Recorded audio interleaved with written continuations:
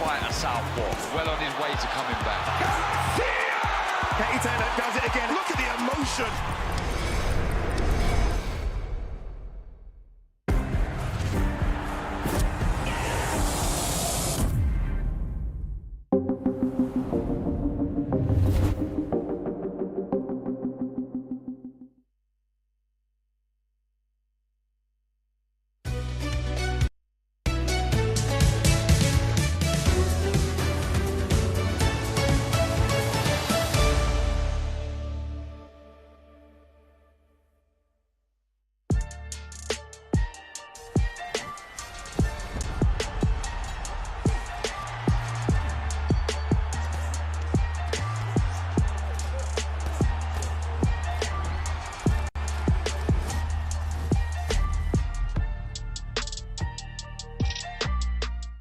Whoa, Mr. Cameraman, 1 second, what are you doing? Can I not enjoy the small pleasures of life? Can I not enjoy Santa Monica Pier? I will be back very, very soon, but we're here for something a bit different because Riad season has gone global. We've gone international.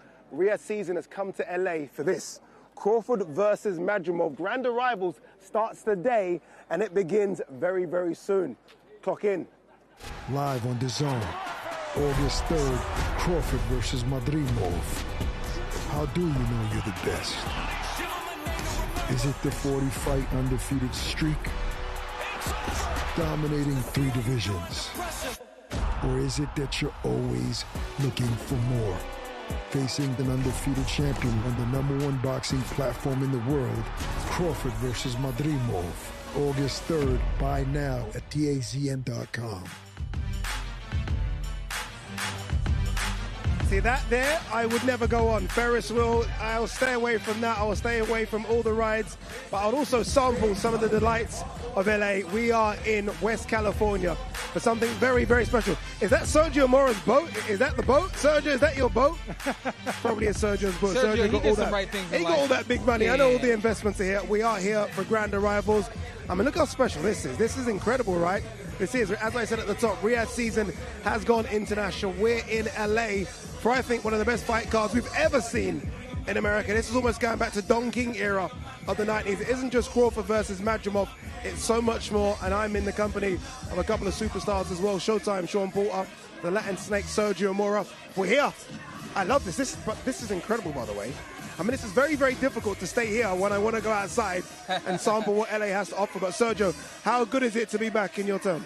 Well, it's incredible. California love and welcome, Ade, because this is how sunny and beautiful California is. And look, I love the fact that Riad season didn't come in here. I mean, to Southern California. I mean, all different types of people, all different types of fans. And what an A-plus matchmaking card we got. Incredible, man. It can't get bigger than this. It really can't, can it? I mean, look, Crawford versus Madrimov is enough. I mean, you can sell it just on that and have nobody on the undercard. But in fact, we've got some real special kids on the undercard, some veterans, some people coming through, some champions. We've got a really good fight card some Saturday. Great card. I like the fact that we've kind of like checked off every box. Yeah. You get a little bit of everything. You get the big guys, the little guys, some of the in-between as well. A lot of action on fight night, some knockouts on fight night, and a lot of drama on fight night. I think that's what everybody wants to see. They want to see the drama. Who's going to win? You know what I like as well? I like what we're doing here for Grand Arrivals. I mean, we could be in a gym. We could do the usual stuff that we do in boxing. But we said, you know what, why? Let's sample this weather, and we're on the pier. And I mean, I just think this is incredible, and this is what boxing needs to do. Listen, you need to get in the casual fans that are wondering what's going on here. Everyone's loving this. When I saw the schedule, I jumped out of my seat. I was sitting down at my desk. I jumped out of my seat. This is perfect for boxing. This is what you have to do to boxing, Sergio. Take boxing to the people. Yeah. People ain't coming to boxing, so now we got to take it to them. And I think Riad season, everybody has done the right thing to this point, bringing us to the pier, and then later on we'll be at Chinese Theater. We're at the Chinese Theater as well. Man, it's going to be a great week. And to that point, Sergio, he's right? We do need to bring the people to boxing. You know, boxing throughout the years has struggled to kind of get a new audience, and you're seeing all the kids walking past, people that maybe don't ever watch a boxing event. And they're going to be watching this thinking, okay, what is this? The intrigue. Exactly. And it only happens by putting it outdoors like this. No, look, before we think that it's social media going to gather the kids, you know, sometimes that's the case. But when you put it at piers, when you put it at Chinese Men's Theater, downtown LA, you put it in iconic places where people are just walking by, then you start seeing it. You start seeing the faces, the names. You put 2 and 2 together, the zone, everything. That's how you market places. That's how you get the attention of these younger fans, these casual fans. And I'm telling you, boxing's in a great place right now. Not only with this card, but the mega fights they've been getting consistently back after back. It's incredible. Yeah, it is. And one thing I do like is this fight week. I know we've seen it in a bit. Look, this is nothing new, right? In Vegas, we did grand arrivals, but we've continued it. And I think for big fight cards, this is what you need to do. It can't just be weigh-ins and fight night. You need to get them in from the beginning of the week, and this is what we do with grand arrivals. There's going to be some special grand arrivals as well. I don't want to give too much away, but this is what you need to do. Obviously, look, Sean's not been with us in Saudi Arabia, so we're going to have to hold his hand through this one. But Sergio, you can speak to it, Sergio. You've been out there. You've seen what they do out there. No, Riyadh season, I mean, they go all out. They go all out with everything, from the red carpets to the lights to the pyromechanics to, of course, the fighting, the matchmaking. But it's the creme de la creme. And I'm telling you right now, Turkey Al-Sheikh and Riyadh season, they roll out the red carpet, and you're seeing it now. Would you guys enjoy this? I always feel like fighters, forget the heavyweights, right? Because they can come in and weigh whatever. But you fighters that have to make weight, would you enjoy this, or would you want to be in the absolutely. gym right now? Would you take? No. Yep. No, you gotta soak it up, because this is part of why you started boxing. You wanted to get to this stage. You wanted to get to the best of the best and be in the elite. This is the moment. You got to soak it up. You got to take pictures. You got to enjoy it. And, of course, you still got to fight. That's when business gets serious. I did it myself, but what I would do if I was a promoter or a manager, I would encourage these guys, be on your job. Yeah. Be a professional. Because on fight week, we're going to have some fun, and we want you to enjoy it. We don't want you so tight because of weight and all these other things. I handled it. Once I saw the fun that could be had, I was like, oh, let me handle the weight so I can go out there and have some fun. I hope these guys already have some fun this week. Yeah, I hope they do as well. There's a few that have experienced Riyadh season already, Jarrell Miller being one of them, but hopefully all of them can experience it, enjoy it, because these nights don't come round week in, week out. You've got to enjoy the big ones. Enjoy this as well. You're talking about promos. Enjoy this Crawford Madrimov promo. What more could they possibly get?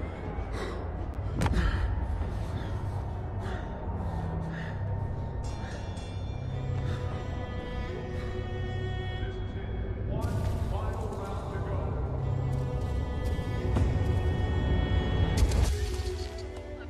I went to all for movies, and I'm your biggest fan. Happy birthday to you.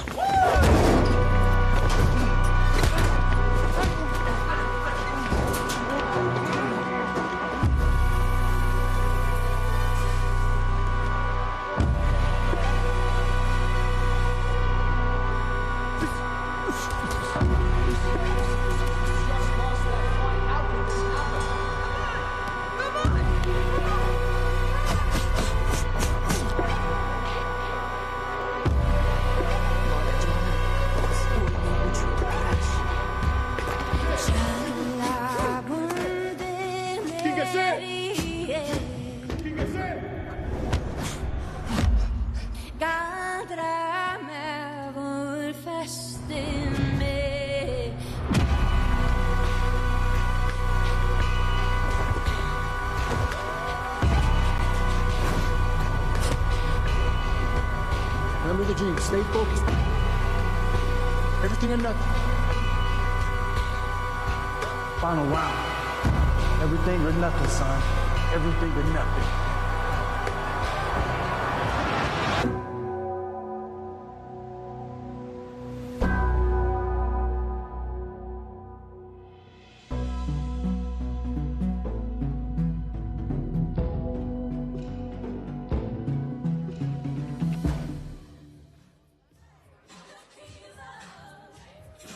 I love it. I love it. I love seeing things like that. We again, you know, we don't see these kind of promos in the sport of boxing.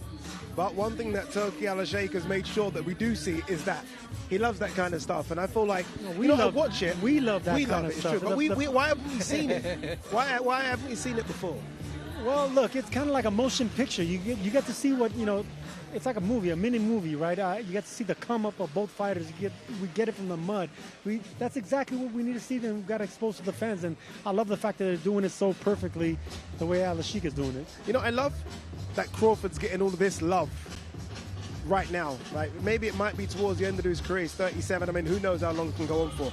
But I like the fact he's wanted this, and now finally he's getting it all. I like that. No, I'm gonna speak to Terence as a human being for a moment.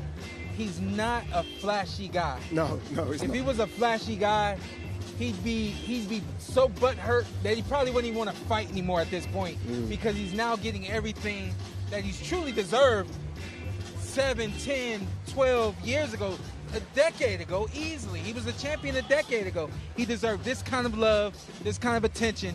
The good part about it is he's humble enough that as it's finally coming to him, he's going to take it gracefully. He's going to do what he wants to it until he gets out of this thing, and then he's going to go on and live his life. He's not going to want to have all of this kind of love and attention when he's done anyway. Yeah. So I'm glad that he got it when he did. Well said, sir. All right, should we get the show on the road? I think we should. Let's do this. Grand Arrivals. Let's throw it downstairs to your MC, Mr. Thomas Triber.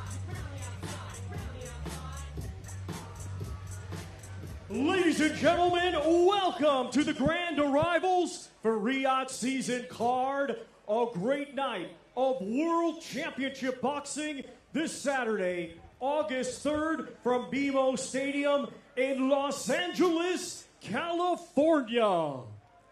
It is all being brought to you by Riad Season and the General Entertainment Authority, GIA, and promoted by Eddie Hearns, Matchroom Boxing, Sella, Gold Star Promotions, and Frank Warren for Queensberry Promotions.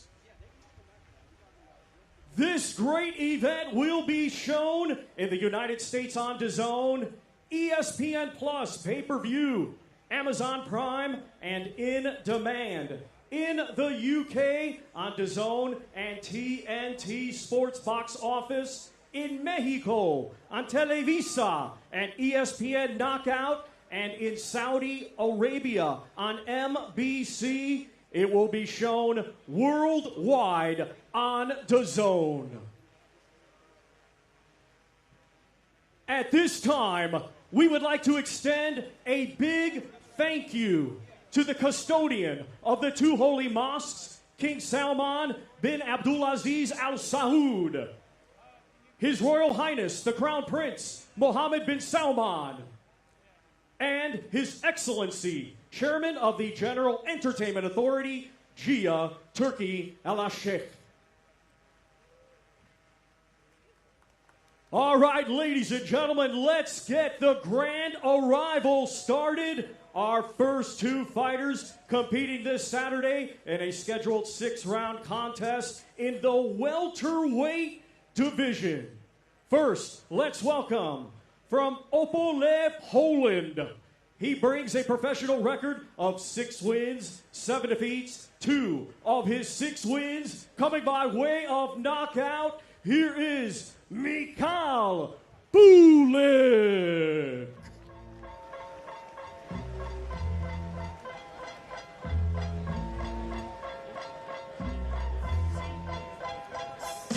Makole Challenges from Poland. Look, it's going to be hard work for him. When you picked as an opponent as well, he's going to take on Riad, Alma youth. But what an occasion for him. And this is what this story is about, right? I mean, Riad season will give these young kids an opportunity. And Makole Challenges is getting an opportunity here to change his life, I guess, Sean. Yeah, I mean, you got 5-0 against 6-7. For them to have this kind of experience, this kind of opportunity, I really hope we're kind of baptizing boxing right now, and this is something that a lot of fighters can look forward to in their careers. Yeah, I like the fact that, he's enjoying it. He's getting on the stage, he's enjoying it. He would never have experienced anything like this. Yeah, that's what I'm saying. Ever. Yeah, never. At 6-7, he gets an opportunity, and hopefully he lands one good shot and can shine a little bit. All you know what I mean? Is one home run, right? In the city, LA Dodgers, one home run. And now let's welcome from Riyadh, Kingdom of Saudi Arabia, undefeated with 5 wins. One of those 5 wins coming by way of knockout. He is the pride of the Arab world, Ziad Zizo Al-Mayyouf. Ziad Al-Mayyouf, trained by Buddy McGirt. I mean, for someone so inexperienced, he's got a very experienced trainer. Yeah, this kid's fun. Yeah, I've seen him box before. Yeah. He's a fun guy to watch get in the ring, and it's going to be a good opportunity for him. And his trainer, Buddy McGirt, is fun. And he's an excellent trainer, excellent fighter, 2-division champion. I mean, if you want someone in your corner with a lot of knowledge, that's the man to have. But this kid, 5-0, you know, this is a good opportunity for him to soak up what the main stage is like. And yeah, like you said earlier, Ade, this is what we dream of. This is what we want. And for a 5-0 fighter, this is everything. Once again, ladies and gentlemen, these two competing Saturday in a scheduled 6-round welterweight contest.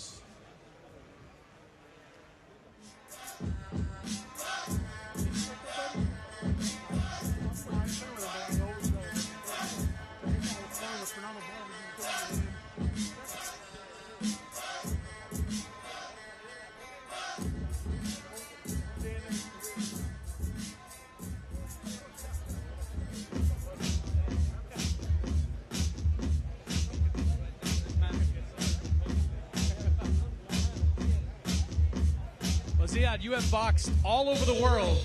You finally get back to Southern California to fight right here in Los Angeles. How are you feeling right now?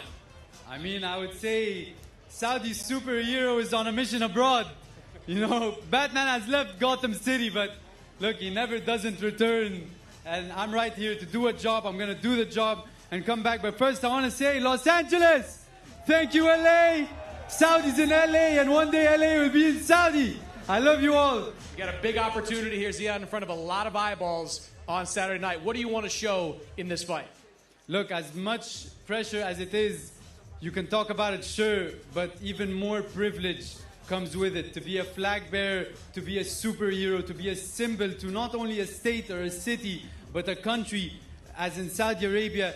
But I can go even as far as saying the Arab world. The whole side of the world I carry with me when I go into the ring. And this is, you know, all due to the custodian of the 2 holy mosques, the king, the crown prince, and his excellency, Turki Ali Sheikh, for giving me the opportunity and the faith, but they gave it to the right guy. We know you're ready. Good luck on Saturday. Thank you, Chris. And again, bucket list checked off to be interviewed by Chris Mannix. Go tell a 10-year-old Arab fighter that one day this is going to happen, and watch the look on their faces. But one day, many more are going to come after me. That's the mission. I look forward to that. Ade, we'll back up to you.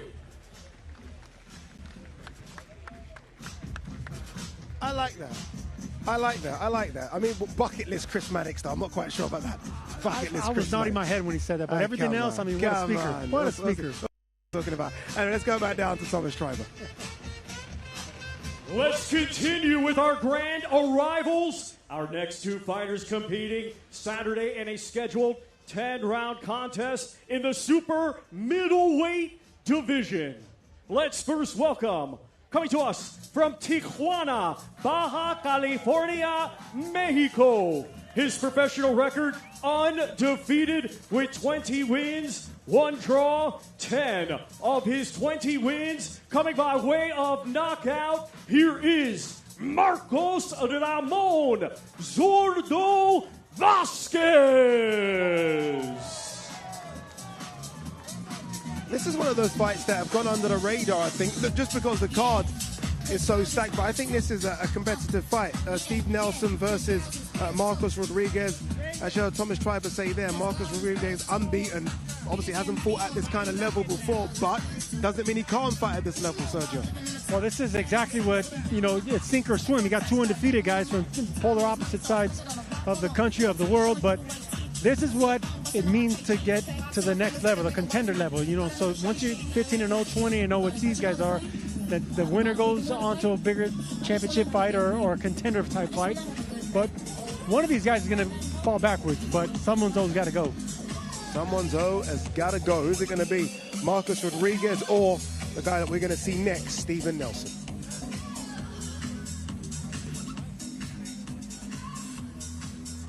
And now let's welcome from Omaha, Nebraska, undefeated with 19 wins, 15 of his 19 wins by knockout. Here is Steve So Cold Nelson. Stephen Nelson, 19 fights, 19 wins, 15 of those by knockout. This is where you take the next step. This is where we know, are you going to be that guy that potentially could be fighting for belts, or are you going to be that guy that stays at this level? He gets through Vasquez, he could be that guy that's fighting for titles. Obviously can punch as well, Sean. I mean, 15 knockouts, and it might not be 15 top guys, but 15 knockouts is 15 knockouts, Sean. Absolutely. And again, we could talk all day and all night about the opportunities that some of these guys are going to get. This specific guy from Omaha, not who we know as to be as the other guy from Omaha. Not expected to do the things that Bud has done, but for him to get an opportunity like this is really good. Let's have a look at the face-off. Once again, ladies and gentlemen, these two competing Saturday in a scheduled 10-round super middleweight contest.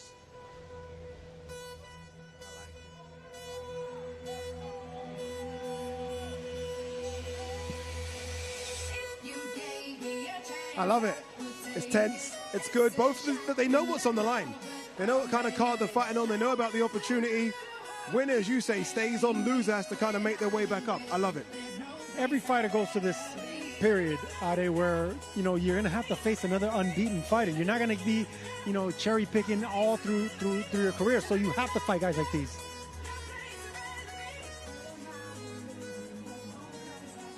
Our next two fighters competing Saturday in a scheduled 10-round contest. It will be for both the IBF International and WBA Continental Latin American Lightweight Championships. Let's first welcome the challenger from Ciudad de Mexico, Distrito Federal.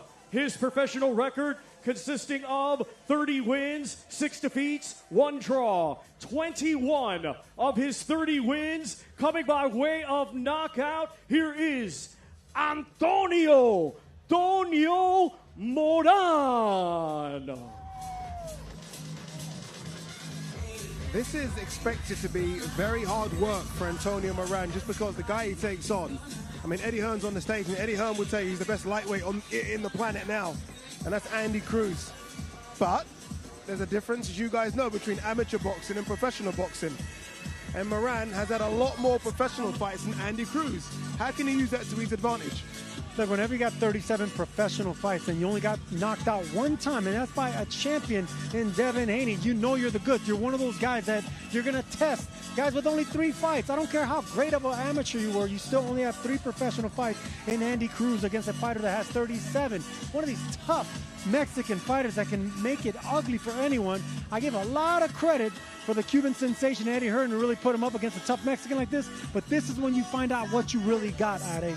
Indeed, because you look at the losses of Moran. I mean, as you mentioned there, Devin Haney, Arnold Barboza, Jermaine Ortiz is on that list as well. These are good world-class, world-level fighters. No shame in those defeats. So you're right, this fight will tell us, I think, do you fast-track Andy Cruz straight away, or do you pump the brakes a little bit if Andy Cruz doesn't steamroll him? No, yeah, but we need to see that. And I think Cruz, you know, he's so polished and he's getting better and better. Normally, fighters with that type of pedigree, they run into a fighter of this caliber, like Moran, that has so much professional experience, and they actually don't look that good. Look at Lomachenko when he fought Salido. You know, that's when you know what we have with Lomachenko. He passed that tough test against a tough Mexican in Salido. See, this is what always happens with grand arrivals. Fighters, see, Sean, you got to speak to these fighters, Sean. Some of these fighters are like, yeah, I'll turn up when I want to turn up, and I'll get somebody earlier. I said, you handling the fighters? He said, yeah. I said, you gonna make sure they're on time, right? It's a part of the process. It is, and one thing I will say as well, LA traffic. Oh. And I touch you because this is your town. You know, LA traffic is horrendous. It's horrendous, and we didn't think that Sean was going to make it on time from the airport to LAX all the way here, and he was here on time. You know the shortcuts. You know the shortcuts or something. Yeah, and his name's Showtime for a reason. Yeah, when that's it's Showtime, he'll be here for it. But back to Andy Cruz again. Look, Eddie Hearn's very excited. Eddie Hearn says he'll put him in with any lightweight now, right? Keyshawn Davis, Shakur Stevenson, Javante Davis. How far away is he from the very best? When you have that kind of amateur record? Not far.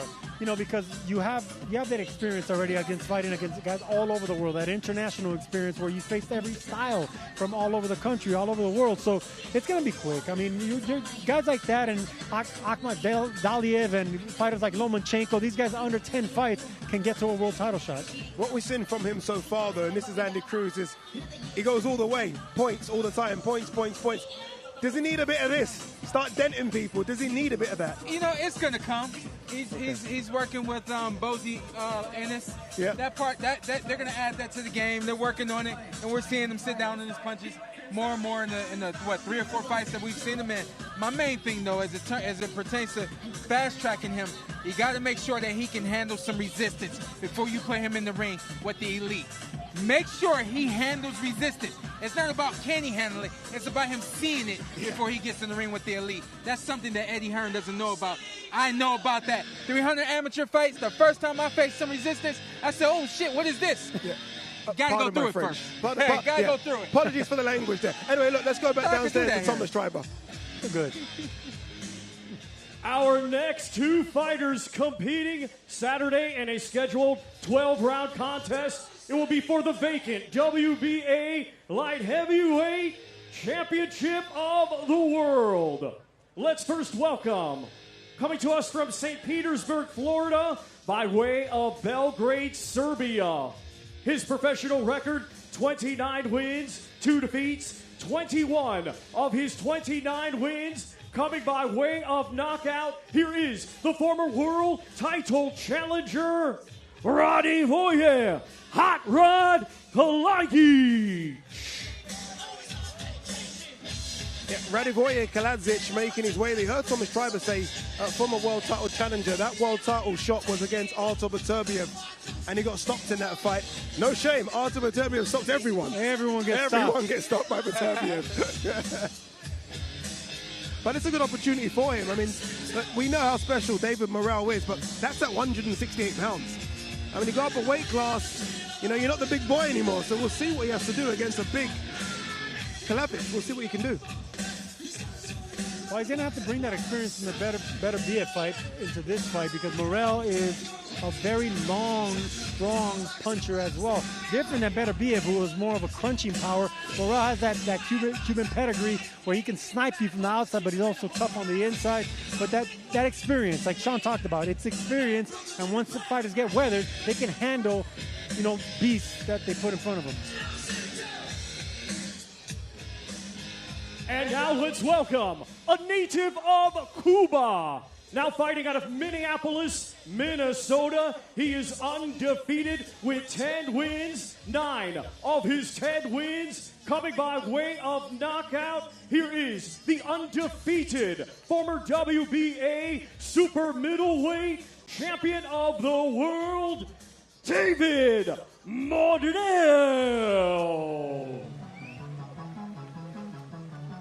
It's funny, right? There's been so much talk in the last few months that Benavidez is chasing Canelo and Canelo doesn't want to fight Benavidez. David Morrell is chasing David Benavidez. He wants that fight. Yeah. Morrell wants the Benavidez fight. I mean, I feel like it's going to happen at 175 now, not 168. This is a very, very special Cuban fighter. There's been so many in the last 2 years. He could be as good as the best we've ever seen. He's scary. He really is because he has the height, he has the power, he has the reach, the pedigree. A 79-inch reach. That's ridiculous, and he uses it to his advantage. But he knows how to fight on the inside. That's what I love about fighters with his reach, his height, his experience. He knows how to fight on the inside, the body shots, the uppercuts, always looking for the knockout. This guy's going to be a boogeyman in this division. Is this a good jump for him, Sean? He couldn't get the fights at 168. Is this a good jump for him, 175? Oh, yeah. No, this is going to be a tough one for him. Moving up to 175, you got to deal with a bigger guy. That punch resistance is going to be there a little bit more. But he's always going to have the X factor, a lot like David Benavidez. Always going to be faster than the other guy, always going to be stronger than the other guy, always going to have more experience, more moves, more in the arsenal and things of that nature. So this should be a really good test for Morrell.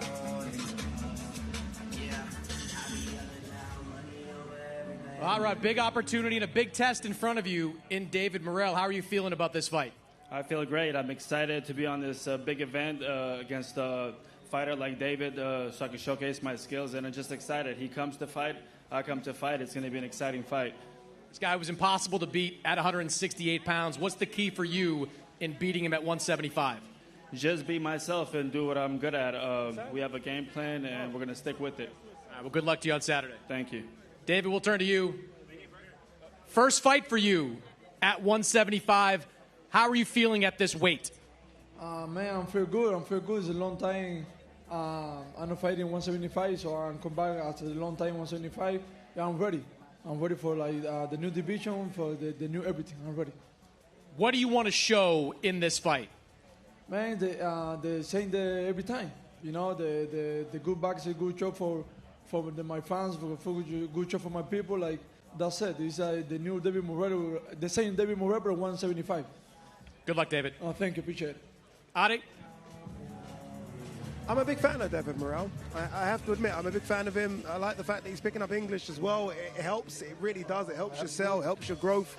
And I like what he can do at 175, just because for the last couple of years, it's only really been Bivol and Beterbiev. All of a sudden, with Benavidez, a couple of the English kids as well, Boatsi Yard, 175 is looking swell again. Absolutely. They filled it up immediately. Yeah, just and like I that. think it's great because there's great fight after great fight after great fight at 175. Of course, we know the big dogs, the somewhat old dogs, Bivol and Beterbiev, they're about to more than likely make their way out. And if not, one of these guys is going to conquer and take over. It's a good division, isn't it now, though, Sergio? It's a really good division. Again, you add those two 168-pounders in there, and the division looks really good and it's exciting. It isn't just looking forward to Bivol Beterbiev, but you're looking forward to, as Sean said, Morel fighting Bivol, Benavidez fighting Beterbiev. Yes. Some interesting fights can be made. No, and Sean makes a good point because Beterbiev, he has a 100% knockout ratio, but he is already on the other side of 30, and the new crowd is going to come in, the David Morales of the world, and these guys want all the smoke. Bivol's still in there, he's still the man, but he fluctuates between 68 and 75. He's still the man in that division. Morel wants everybody. He wants Benavidez, he wants Bivol, he wants anyone they put in front of him, and he has the power, the speed, and the pedigree to do just that. He just needs the opportunity. Yeah, Morel's hungry. Morel's hungry for every opportunity that comes his way. By the way, just looking around here, the crowd, I love this.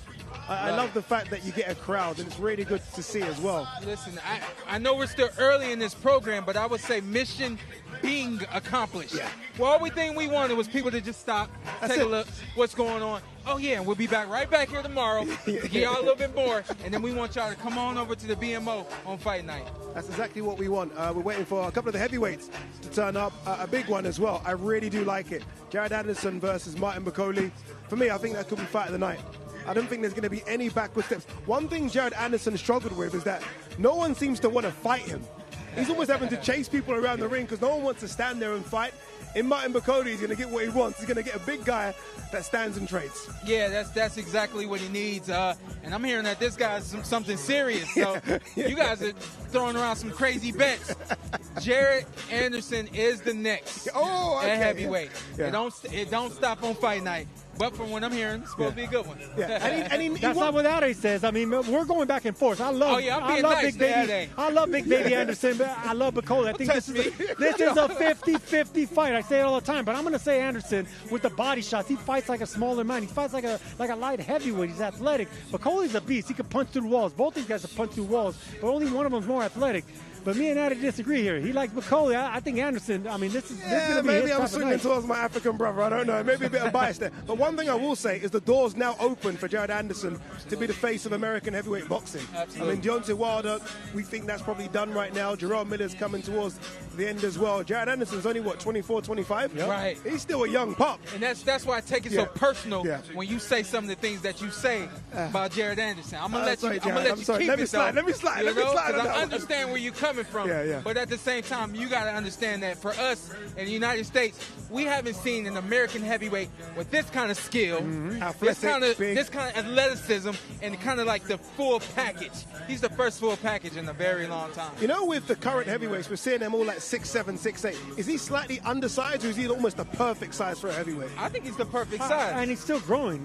Mind you, he's not even in his mid-20s yet, so he's still growing into his man strength. No, he's the perfect size. The fact that, look, the height's one one thing, the size is one thing. He has the power, he has the speed. I love the footwork. I love the fact that he's a body puncher. One second. I want to take my bet back. I want to take my bet back. Hold up. No, I'm taking the $100. Look, at heavyweight, you don't see body punching. You don't see body punching. Anderson knocks people out to the body with those long arms. He goes in the inside. Normally, we get fighters that are just head hunting, and that's what it is. Sergio, I've got to stop you. They're in my ear, son. I need to throw it down to the MC. Let's throw it to Thomas Driver. Don't let Sean get in. Throw it to Thomas. Let's continue with the grand arrivals. Our next two fighters competing Saturday in a scheduled 10-round contest. It will be for the WBO International and vacant NABF Heavyweight Championships. Let's first welcome the challenger, a native of Kananga, Democratic Republic of the Congo, now fighting out of Greengares, Scotland. His professional record, 20 wins, just one defeat. 15 of his 20 wins coming by way of knockout. Here is Martin Makole. Yeah, the word on the street with Martin Makole, especially from a European standpoint, is that he can't get the fights. He's struggling. No one seems to want to fight him. He was supposed to fight Joe Joyce. Obviously, Joe Joyce went the Derek Chisora route, and here we are. Martin Makole is taking a fight against Jared Anderson. A big, big boy, as you guys can see, making his way up the ramp here. He wants the opportunity, coming off a good win against Tony Yoka. Before that, Carlos Takam. He's on a nice little roll. Yeah, listen, Ade, I'm going to say something that should make you feel a little more comfortable about your bet. If he's been studying, if he's been paying attention, if he did his due diligence getting prepared for Jared Anderson, he might be able to catch Jared in the night early. Oh, there you go. Bet still on. Bet still on. Bet is still on, Sergio.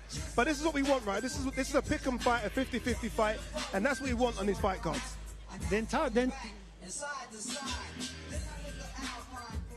And now let's welcome the defending champion from Toledo, Ohio. He brings an undefeated record with 17 wins, 15 of his 17 wins coming by way of knockout. Here is the reigning and defending WBO International Heavyweight Champion, Jared, the real big baby, Anderson.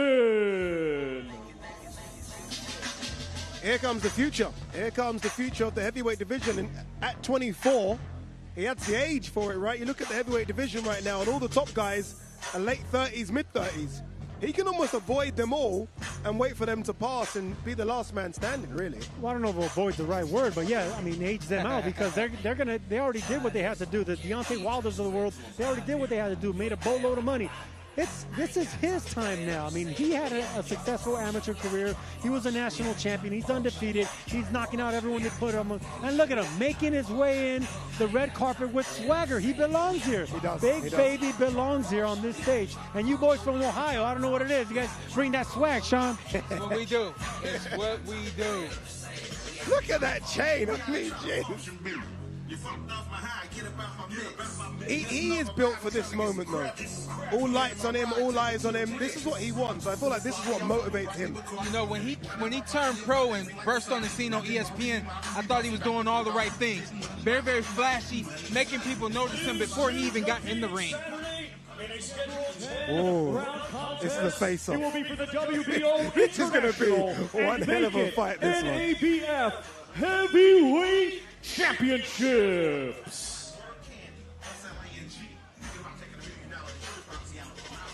So, take my money right now. So that's real. That's real. That's real. Wow. Ade, you want to double up that bet? No. I know. Honestly, I can't pick it. It's such a tough one to pick. Listen, I don't mind keeping it real. Jared Anderson, 24, the real big baby. Guess what? He's still a baby. He's still young enough to make some mistakes. That's what I'm talking about. This is a 50-50 fight.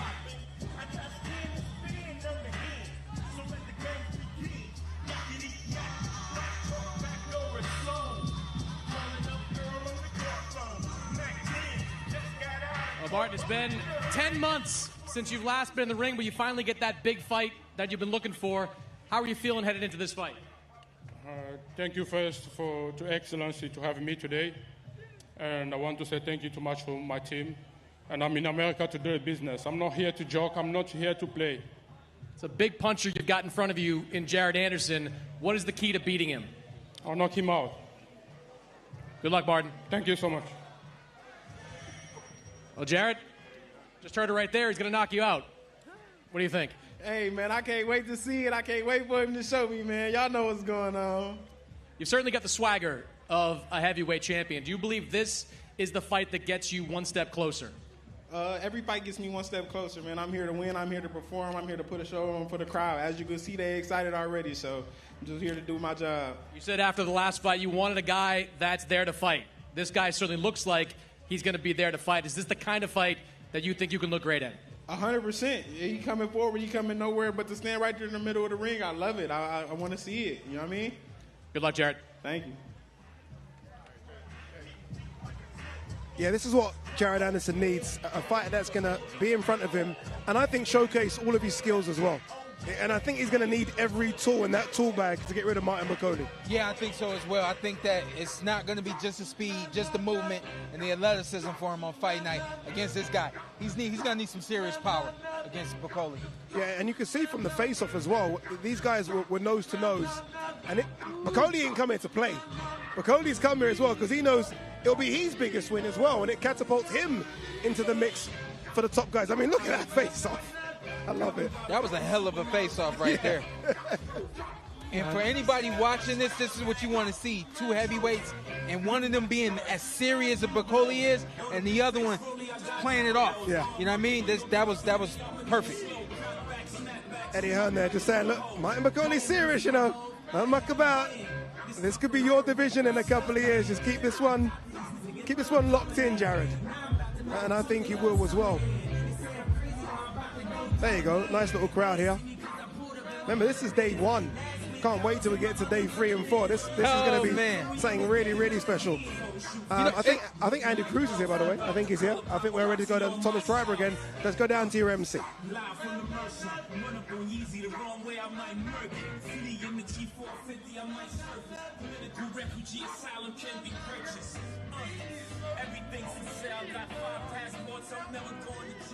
Our next two fighters competing Saturday in a 10-round contest. It will be for both the IBF International and WBA Continental Latin American Lightweight Championships. First, let's welcome the challenger from Ciudad de Mexico, Distrito Federal. His professional record, 30 wins, 6 defeats, 1 draw. 21 of his 30 wins by knockout. Here is Antonio Moran. We spoke about him before, Sergio. Obviously, we changed the order in terms of where the fighters were coming through.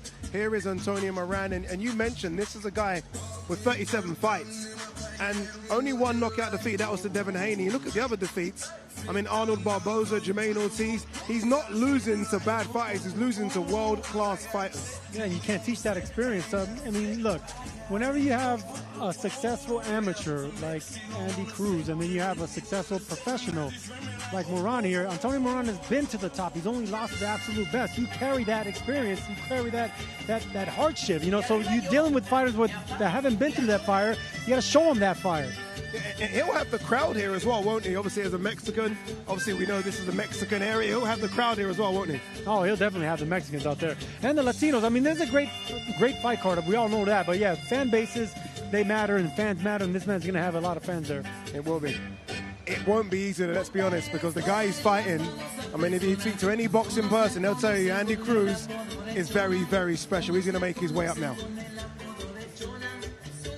And now let's welcome the defending champion from Matanzas, Cuba.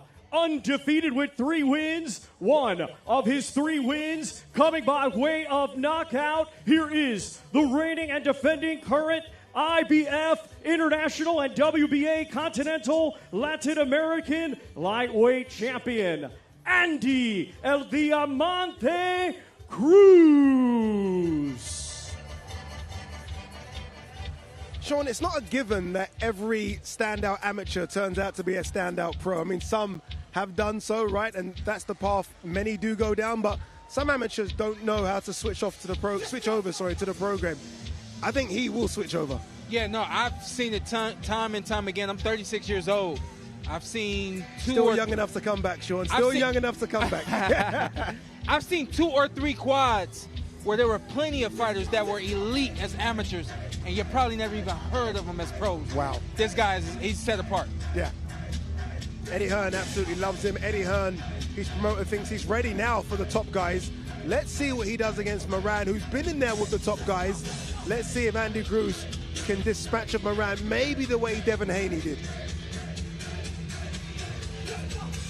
I definitely believe he has the ability to do it, and the makeup is going to look a little different. He's sharp. He doesn't waste punches, doesn't waste movement. He's always in your face, always stalking. A little different from most, and he's a southpaw. A little different from most southpaws, and that's what sets him apart. For both the IBF International and WBA Continental Latin American Lightweight Championships.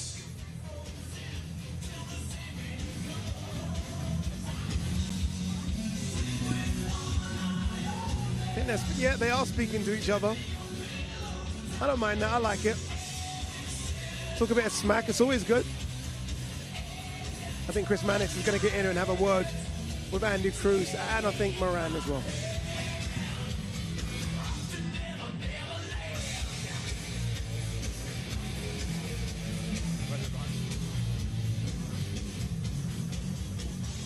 Antonio got right in his face there. What'd you say to him? ¿Qué le ha dicho? Estaba muy cara a cara dentro de la cara, ¿no? Comentado. Solo que vamos a dar un buen espectáculo. Yo creo que va a ser una pelea muy entretenida y pues los dos venimos con mucho ánimo y entusiasmo para dar esta pelea muy buena. No, I just said that I'm confident it's going to be a really entertaining spectacle. We're going to put on a good show for the people out there, and I'm really up for it. Can't wait. He's got a lot of amateur experience, but you are the much more experienced professional. How can you make that work for you on Saturday? En el campo amateur tiene mucha experiencia, pero es usted que tiene toda la experiencia en el mundo profesional. ¿Cómo eso puede ayudarte y funcionar para ti el sábado?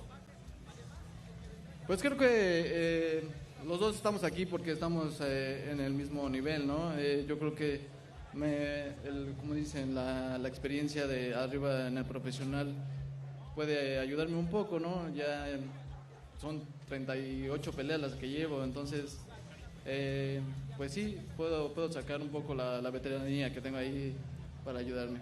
Do you know what? I think we're both coming into this fight with a very, very even level between us.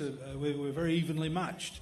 But I feel, I guess, what is it now, 38 fights? I guess it's got to serve some purpose, and I think it might just give me a bit of a hand on Saturday night, Good luck, Antonio.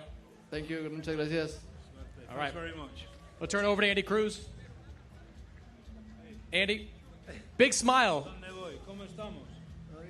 Big smile on your face as you stood there for that face-off. How are you feeling going into this fight? Sonriendo mucho en la cara a cara. ¿Cómo te sientes? ¿Cuáles son las sensaciones al acercar esa pelea? Como he dicho varias veces, me siento feliz y motivado, muy motivado, orgulloso de estar en un evento tan grande como este y vamos a dar el show que este gran público se merece. No, I think I've said a few times now, I'm really, really happy to be here. I feel motivated, I feel psyched up. And more than anything, I'm proud to be part of such a great event. And I think we are going to put on a show for sure on Saturday night.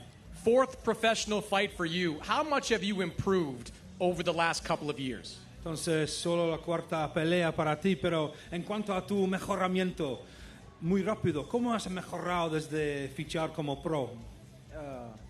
Bueno, pienso que a pesar de mis 4 peleas profesional, he hecho una gran carrera como peleador. He hecho algunas adaptaciones nuevas a mi estilo de pelea, gracias a mi gran equipo de trabajo, a Bowsy, mi entrenador. He hecho una gran adaptación y pienso que el sábado voy a dar prueba grande de eso. Do you know what? it's true what you're saying about professional fights, but, you know, I've had a long and great career as an amateur, lots of experience picked up there, but I've got a great team behind me, and with the help of my coach, Boise, I've managed to make the necessary changes and tweaks that you need to adapt to the professional game, and I think, hopefully, I can show proof of that on Saturday night. Think you can win this fight by knockout? ¿Piensas que puedes ganar antes del límite? Voy a ganar sea como sea. Y si es antes del límite, mejor. I'm gonna win however I win, whatever. But if I can win by knockout, even better, yeah? Good luck, Andy. Muchas gracias. Ade. See that there? That's where I'm heading to after this, the beach. I'm gonna go down to the beach. I'm gonna get myself a cocktail and I'm gonna enjoy this LA sunshine. Question to both of you. Let's fast forward if we can. Exactly 2 years from now, is Andy Cruz a world champion? Yes or no? Yes. Exactly 2 years from now. Yes. So he has to get in that. We think he'll get in that many fights and get a world title fight. Absolutely. They move these Cubans with that amateur pedigree a lot faster than any other fighters. I mean, Andy Cruz has that, and he's coming around his power. That's a scary part. He's not known as a puncher. They asked him right now. Mannix asked him, "Are you going for the knockout?" I love the fact that he didn't say yes. If it comes, it comes. That just shows maturity and discipline. Guys like that, they break down fighters. They're in control of fighters. Andy Cruz is going to be a champion, hands down. Okay, 2 years' time. Yeah, no, Yep. that's Eddie's job, to position him for a world championship title. No, it won't be Tank Davis. No, it more than likely won't be Shakur Stevenson. But he'll earn whatever he gets, and he'll keep it for as long as he wants to keep it. I like it. Well said. All right, let's go back downstairs to your MC, Thomas Schreiber. Our grand arrivals continue. Our next two fighters competing Saturday in a scheduled 12-round contest. It will be for the WBA Super Lightweight Championship of the World. Let's first welcome the challenger from Los Mochis, Sinaloa, Mexico. His professional record, 13 wins, 2 defeats. 9 of his 13 wins coming by way of knockout. Here is Jose El Rayo Valenzuela.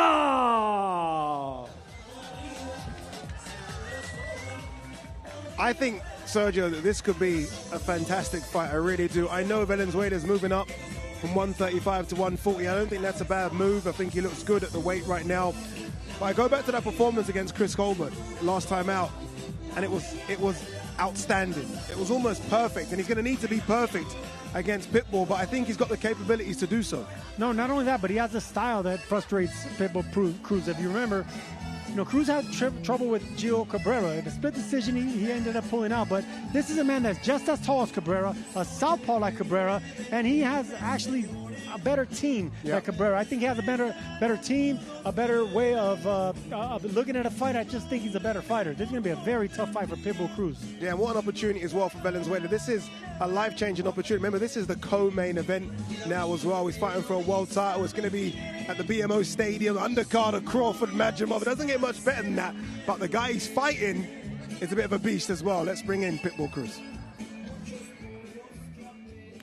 And now let's welcome the defending world champion from Ciudad de Mexico, Distrito Federal. His professional record consists of 26 wins, 2 defeats, 1 draw, 18 of his 26 wins coming by way of knockout. Here is the reigning and defending WBA Super Lightweight Champion of the World, Isaac Pitbull Cruz.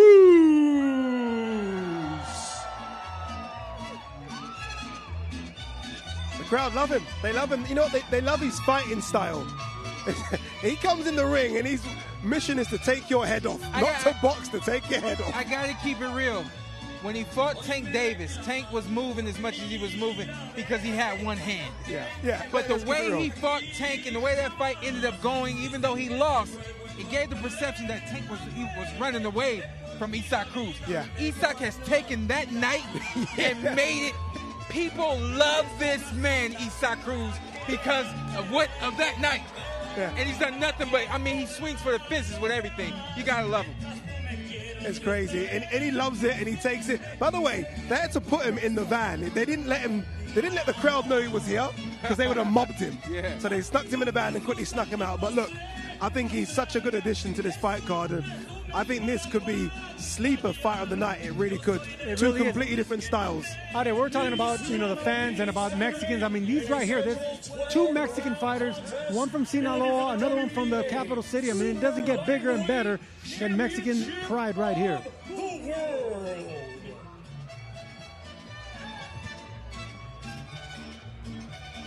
Pitbull Cruz versus Valenzuela, co-main event for Saturday.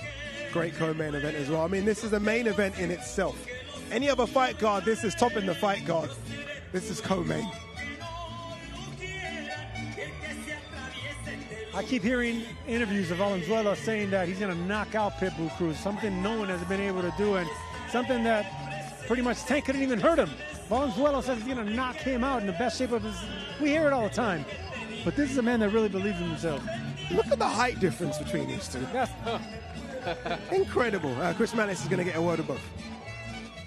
Well, Jose, in Pitbull's last fight, his first at 140, he won a world title. Your first fight at 140, what gives you the confidence that you can do the same thing? My hard work, been very focused, training hard, and I'm ready to make the best of it. This guy brings a lot of pressure in the ring. What's the key for you to dealing with that pressure? Just being smart, being relaxed, and, firing back. Good luck, Jose. Thank you. Isak, we'll turn to you. First title defense. How are you feeling fighting for the first time as a world champion? Entonces, primera defensa de tu título. ¿Cómo te sientes pelear por primera vez siendo campeón mundial? Muy contento, estamos muy felices de regresar ahora a Los Ángeles como campeones del mundo y a reiterar por qué somos mexicanos y a dar un gran espectáculo para toda la gente de California. No, I'm really, really happy to be fighting. We've prepared really, really hard. It's great. It's a great feeling to be going out there as a world champion. And I'm going to put on a great show for the Californians and for my people from Mexico too. You always bring a lot of fans to your last fight. I'm sure there'll be a lot of fans there on Saturday. There are a lot of fans here today just to support you. What kind of show are you going to put on Saturday night? Siempre traes contigo mucha afición, mucho apoyo del pueblo mexicano. La última vez y esta vez también hoy. ¿Qué tipo de pelea podemos esperar de ti? ¿Qué tipo de espectáculo vas a demostrar el sábado? Yo me vengo a entregar al 1000% round tras round para que la gente salga ganadora y yo vengo a desquitar cada centavo para que la gente salga ganadora. I want to give 1,000% of what I've got, and I want to give every ounce of energy so that people can see my great performance and I can deliver on Saturday night. Good luck, Isak. Thanks so much. Ade? The more I look at Isak Cruz, and I know sometimes it's healthy to make those jumps, I look at him still as a 135er. Got to. Yeah, he's not gonna. His weight class is grown, but he ain't grown. He hasn't, has he? He's gonna be a little dude. Yeah. He's just that guy. It's like you look at Tank and you think Tank's a 135er, right? Tank went to 140 against Barrios. He won, but that's a 135, and I feel like that's the same with Pitbull. He's a 135er, really, Sergio. Yeah, well, he's not. He doesn't have that weight and height, obviously, but he has it in mass. He has it in mass and power. He throws 100 punches around, always looking for the knockout. And like you just said right now, the reason he's becoming a ticket seller because he's always looking for the knockouts. He gave Tank a hell of a fight, and Tank knocks out everybody. He couldn't knock out Pitbull. Pitbull goes to maul you, goes for the knockout. Mexicans love him. He's becoming a star. I feel like Ade. I feel like you just sized him up. I better size him down then. Come on, now what are you trying to do? When you look at the other champions, you got Liam Parro, you got Teofimo Lopez. Obviously, wait to see what's going to happen with Ryan and Devin, etc. Who is the best 140-pounder right now? Who is number one out there? I still got to go to Teo. I think Teofimo Lopez, whenever he is in shape and he has his motivation intact, his head, no one beats him. I don't know if Sean's scratching his chin like that. No, I'm listening. Sergio, you're on point. You're right. On his best day, who beats at 140? Who beats Teo Lopez? Nobody. I think he's the best 140-pounder when his head is on right and he's motivated and he's focused and he's hungry and his preparation, everything is checked off. Now, we know that he has a lot of outside distractions, and that's what can get him. But other than that, 140, I think he's the one that completely agree with both you. You beat Loma, you beat Josh Taylor. You're the best right now. Until someone knocks you off, you're the best right now. When he's on form, he's so good. We keep talking about Cruz, by the way, getting a lot of love. Valenzuela's getting the love as well. Look at him. He's there getting love. He's signing autographs. This is good for him. I mean, he's a star as well. And if he wins on Saturday, he becomes a superstar. Absolutely, yeah. If you do something and you dethrone Isaac Cruz, everybody will look at you with a different level of respect. Ain't nobody going to be sizing him up. Right? Ain't nobody be sizing Rio. It's true. You're right. Look, for his first fight at 140, he looks like a 140, doesn't he? Yeah. He's got the frame to kind of put that extra bit of weight on, that muscle and size on. Yeah. See, the frame is different. He's a little bit taller, so he can fit into 140 a little different from Isaac Cruz. Yeah, you can see that he distributes the weight better because he has wider shoulders and he doesn't look heavy. He doesn't look fat if he builds up in weight. So, yeah, he has the perfect stature for it.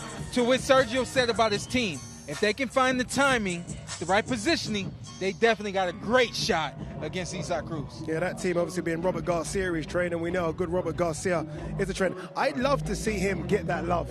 I like when I see fighters get that kind of love, right? You come out here, you're not quite sure. He's been thinking this is going to be very pro Isaac Cruz, and he gets some love as well. I like that. That makes me feel good about it. When I would be at shows and somebody would show me love and it was somebody that I knew, I was like, oh, come on.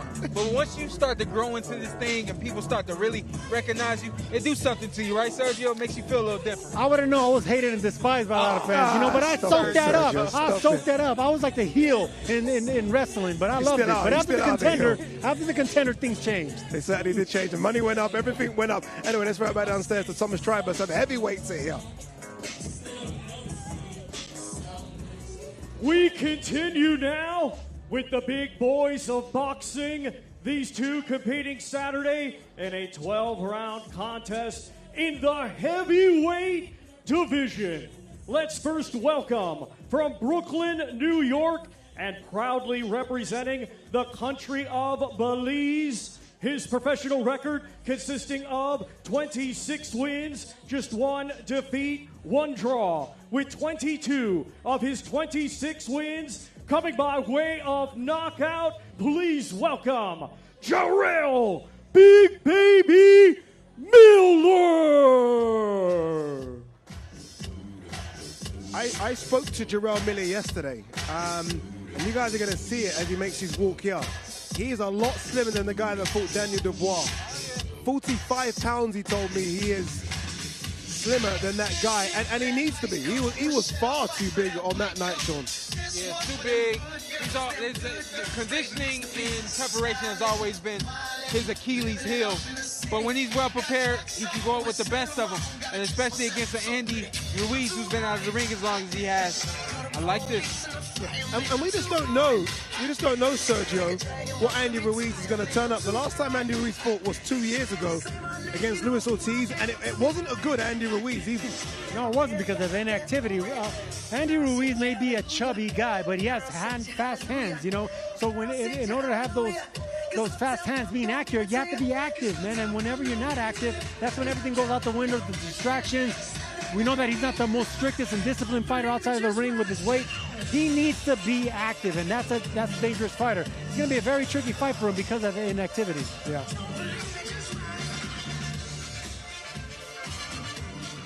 And now let's welcome from Imperial, California, his professional record, 35 wins, 2 defeats, with 22 of his 35 wins coming by way of knockout. He is the former WBA, IBF, WBO, and IBO Unified Heavyweight Champion of the World, Andy the Destroyer Ruiz.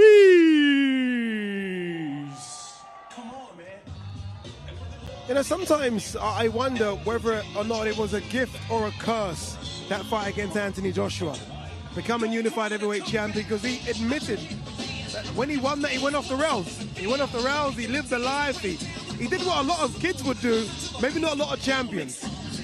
And he's still trying to find something, isn't he, since that? There's a saying that the Greeks have, whenever the gods want to punish you, they make your dreams come true.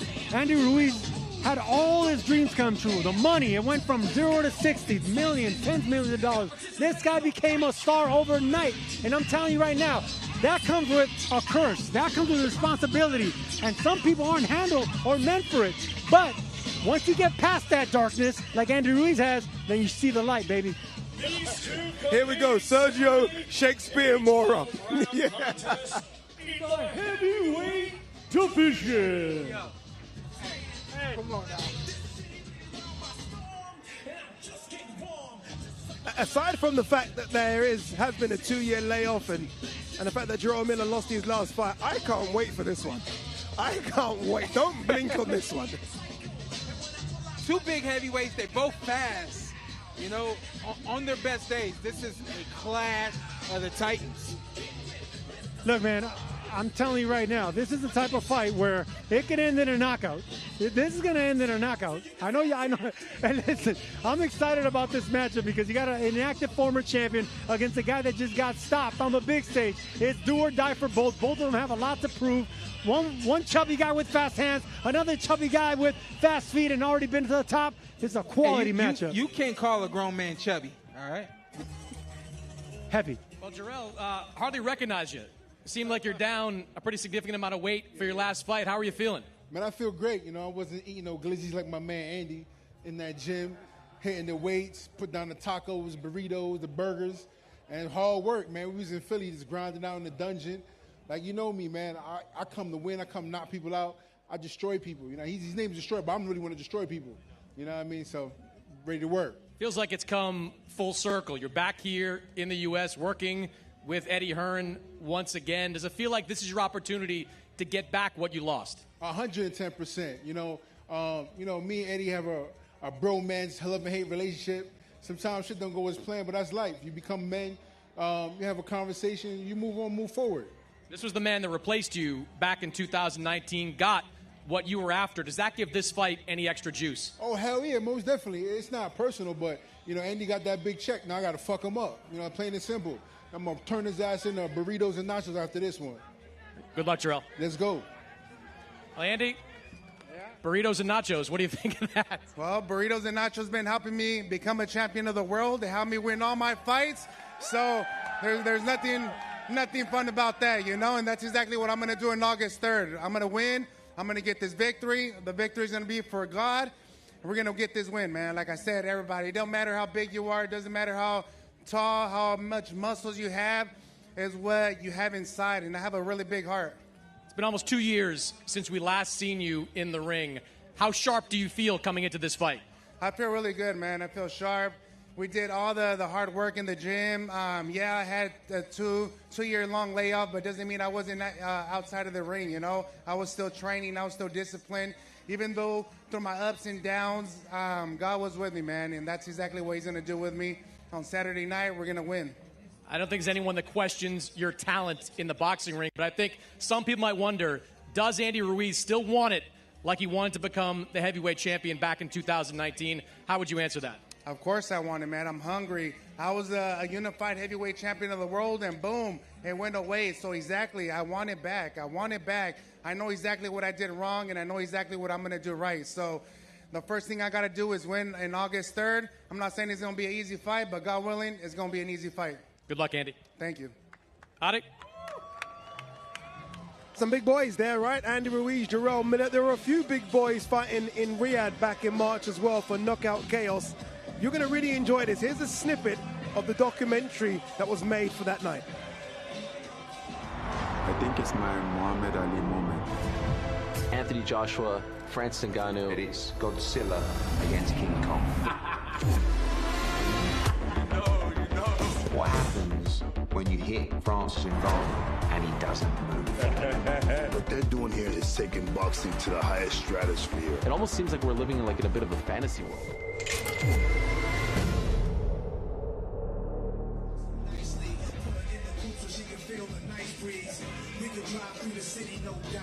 I've just been told, someone in my ear just told me that Andy Ruiz is coming to say hello to us. Yeah, and he does. Andy Ruiz, I can see him making his way. By the way, there's a lot of talk about Jarrell Miller. having lost a bit of weight. I'm looking at Andy Ruiz coming. He's lost some weight as well.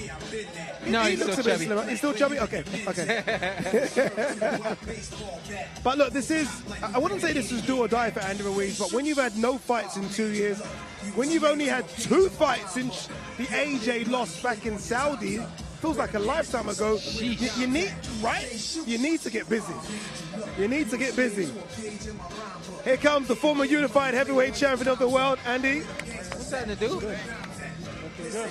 And I was just saying off camera that everyone's talking about Israil Miller having lost a bit of weight. You looking good as well, Joe. I feel good, man. We did a lot of a good training camp. I wasn't really focused on losing a lot of weight because I wanted to be strong. He's going to come in strong too. He's going to come out big, but I'm ready, man. I'm ready, and I feel sharp. I'm going to be fast. I'm going to be throwing all these combinations, so I'm excited. You've had so many big and important fights in your career. You can go all the way back to that fight against Joseph Parker back in New Zealand. But this must be the biggest fight for you now, right? I mean, this is it now. You're getting to a stage where you have to stay active and you have to win. Exactly. I got to stay active. I got to win. I feel God brought me back here for a reason, man, and for me to do the things right, not like I did before. And I just got to stay positive, man. I got to have faith, and that's exactly what made me a champion of the world. That's exactly what we're going to do August 3rd. What do you make of Israil Miller and the trash talk? You seem to be able to take it quite well. You know what Israil Miller's like. Of course, man. I know. I've been through it all, man. And I know Israil Miller's the biggest shit talker everywhere. But listen, I could say that I'm going to be the fucking president of the United States of the world. I could say that I could beat up anybody. But that's just talk, Inside the ring, it's a whole different game. It's a whole different story. And I like to talk with these. And you're good at talking with those as well. You've been to Riad, Saudi Arabia for a couple of these Riad season events. How good is it to have a Riad season event in America? I think it's amazing, man. I think that's what the Americans needed, I think Excellency Turkey, it was amazing for him to come out here and do fights, big fights that other people don't want to do. So I'm really blessed. I'm really happy for them to bring me here in this venue, and best believe me and Israil Miller, or me, I'm going to steal a show. I like that. Andy, the question I have for you, with you having this long layout, I know everybody's talking about it. When you get in the ring on fight night, give us a premonition of what you think fight night, what should fight night look like for us to see that Andy Ruiz is back? I feel it all depends how he's going to come, If he comes in here, just try to pressure me just with his hands up, throwing all these bombs. I'm a really good counter puncher, man. That's exactly what we've been working on. And if he throws these wild punches, best believe I'm going to have 3-4 punches coming at him. And it all depends, If he wants to box around, I'm good at pressuring. If he wants to pressure me, I'm good at boxing around. And just let my hands go. And the most important thing is being comfortable, listen to my corner, and do exactly what we practice doing in the gym. Hey, Andy, you know what? Fighter's a fighter. There's a hunger in your eye now. Like when you first fought Anthony Joshua, there was a complacency. Once that money came, once the fame came, once the trouble came, once the evil came, all that stuff goes out the window. The second chapter of Andy Ruiz's career, how long is that going to last if you win on Saturday? It's crazy, man. It's so crazy what I've been through. I feel I was praying for that moment so long, and they give it to me. So I made so many mistakes, man. I was up and down and so many different roller coasters, and now it's crazy. People don't see and they don't learn until they lose everything. You have everything, you can lose everything, and for me, opening my eyes and getting that hunger back, realizing all the stuff that I didn't do right, I want to do it right now, So I feel like I'm in a good spiritual focus and mentality, right? So best believe I'm going to win this fight, man. I know it's going to be hard. I know he's saying that he's going to knock me out, he's going to do this, but inside the ring, it's a whole different story. I think fight fans at home are going to love hearing you speak like this, Andy. Can you promise us that we are going to see a more active Andy Ruiz going forward? We want to see you in the ring 2 or 3 times a year. We're greedy. I would say 4, but I'll take 2 or 3. Me too, brother. Me too. But, sometimes when life hits you really hard, sometimes it's not safe just to go and fight right away, Sometimes I had to take a moment off. I had to take a few years off. That's not what I really wanted, but I think it was necessary for me to get my problems and my situation under control. But now I'm back. I'm motivated. I'm hungry. And best believe we're going to get this victory, man. I want it a lot. I know he wants it too, but I feel God put me here for a reason, and that's exactly what we're going to do. As a fight fan, and I know you're a fight fan, a crazy card, isn't it? I mean, it's a crazy card. Really crazy card. It's one of the biggest cards that I've been to because all of us, the Pitbull, Terence, Crawford, we're all main event actions, you know, and having that in one, it's an amazing crowd, man. It's an amazing feeling. And like I said, this is my moment, and I got to take advantage of it. Andy, don't chew chick gum when you're on TV. Andy, you can do what you want, Andy. You can do what you want. It's coming out. Yeah. Andy, it isn't just boxing on the zone. Upcoming, and you're going to enjoy this, is the Esports World Cup.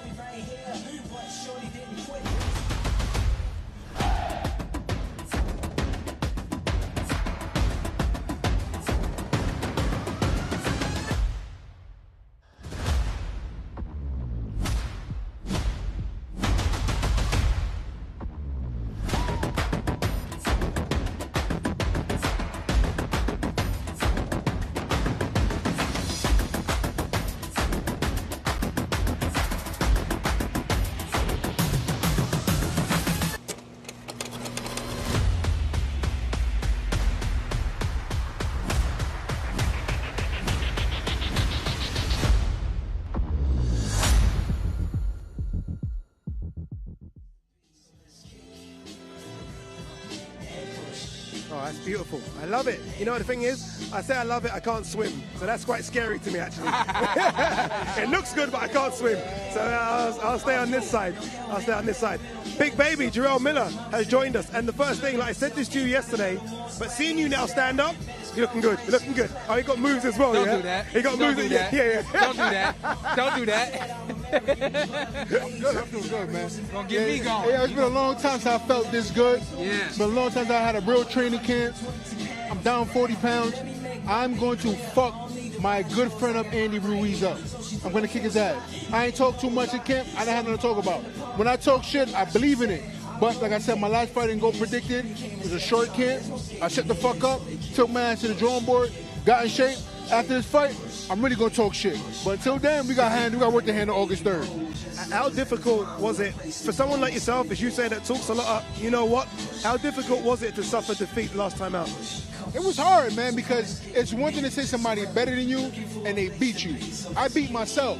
You know what I mean? There was an opportunity that was in front of me and I took it, but I wasn't 100%. You know what I'm trying to say? So as a warrior, I cried like a mother sucker. You know what I mean? I took it on the chin, but I told myself, you wasn't in shape, you wasn't your best. What you gonna do about it? Get in shape and be your best. You gotta shut up. I gotta kick my ass first. And that's what I did. I went and kicked my ass, shut the fuck up, get to the work, and now we here. Hey, take us through that journey a little bit of you kicking your ass. Like, where did you go to train? Who did you train with? You know what I mean? Man, we started off in Delray Beach in Florida. And we got I had my boy Mike Washington, my nutrition, my babysitter, one of my best friends. We got the weight down first. Then we went to Philly with Boots and Bozy in the dungeon. And man, that shit was like, it was hell, man. Spent some time in Puerto Rico too, didn't you? No, that was like last year. Oh, that was this last year year. we went straight to the hood. We were right into Philadelphia, man. Like, I'm talking about they doing 4-minute round, 30-second breaks. I just do a 30-second break, 3-minute rounds. That 4-minute round sparring, I'm like, I'm a heavyweight. But yo, I finished camp doing 14 rounds in 4 minutes with 3 different sparring partners. So like, I feel good. Yeah. And I'm gonna have fun. Like, I'm gonna talk shit and do what I normally do, but this fight, I'm gonna have fun. You feel good, you look good, and there's something exuding out of you, man. I mean, look, we're used to the smack talk, but there's a more reserved side. Like, you know, it's do or die. Yeah. For both of you guys, it's a do or die fight type. Yeah. I mean, this is the type of fight where one fight can get you right back on top. 100%. You know, praise be to Allah. You know, I converted Islam in December in Saudi Arabia. And, you know, I went through a divorce, lost a lot of money. A lot of things went wrong the last couple of years, man. And, you know, I'm always believing in God. But, you know, listening to the Quran really kind of calmed me down when I'm in my bad modes and not really know where I want to go and have a direction. So just praying and asking God for guidance kind of just had me like, you know what, God, have patience. It was Andy's time when he fought AJ. I don't hate AJ or Andy for what Andy did. That was his time to become world champion. God wanted me to sit down for a little bit and figure myself out. Who knows? I'd have made all that money, maybe got a Ferrari and died. You know what I'm trying to say? So, God, I'm a little more, I got 3 kids now, so now I think a little more constructive. You know what I'm trying to say? I don't hang out in the hood. I don't hang out with my affiliated gang friends that much anymore. I love them, but I gotta think a little different now. Beware a humble Big Baby Miller. I'm Uh-oh. telling you right now, Listen, beware a humble Big Baby. Listen, man, I'm such a You don't nice know how to be guy. humble. Nah, fuck being humble. I'm fucking you up. You know, but like I said, I'm still a nice guy. But when we hit that ring, I'm gonna eat his face off. And Allah knows that, and God knows that. Listen, man, in this sport, you gotta be a savage. You can't be too nice, man. The day you become nice and become civilized, walk away from this shit. So, I'm fucking him up.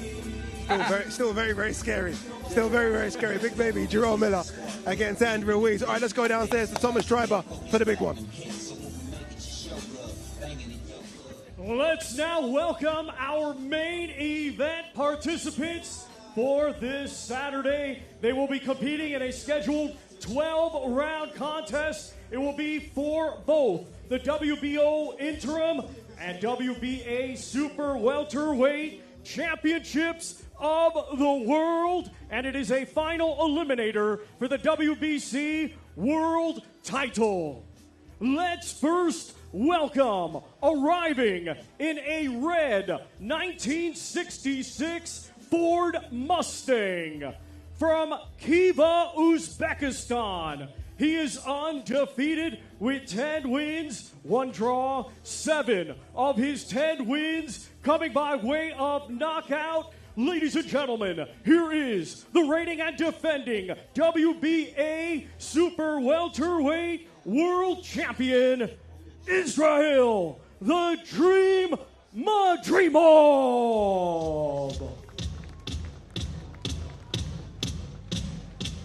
You know, all of a sudden, I've become a Madrimov fan because that is my car. That's my favorite car. A 1967 Ford Mustang. I'm more of a 1965 Ford Mustang, but I'll take this. This is wonderful. I'm not a car guy. What? You're not a car guy? What are you, a whoop guy, a bus guy? Well, look, I mean, it's a beautiful car, but yeah. It's a stunning car. That's an American car, right? Yeah, it is. What you know about an American car? I grew up watching American TV. Man, you've been hating on America all day. No. You said one thing about Big Bang, the real Big Bang. Yeah, yo, they're going to be looking for you. That is a very nice vehicle. It's a nice car. And a classy dude sitting on top of it. Right? A guy that doesn't say much, just says what he does with his fists in the ring. Israil Madrimov, the current world champion, WBA world champion at 154 pounds, unbeaten, extensive amateur record. He's coming to keep hold of that title. You can look at that 10-0 if you want to. That's smoke and mirrors. This dude is a real threat to Terence Bud Crawford.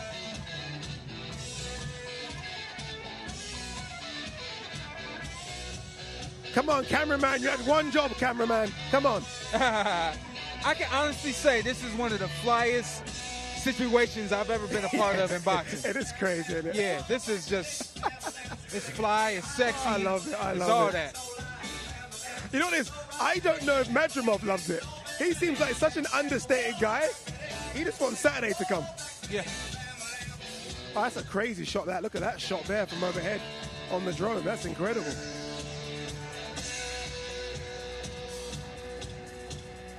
That's so awesome. Yeah, I like that. I like that a lot.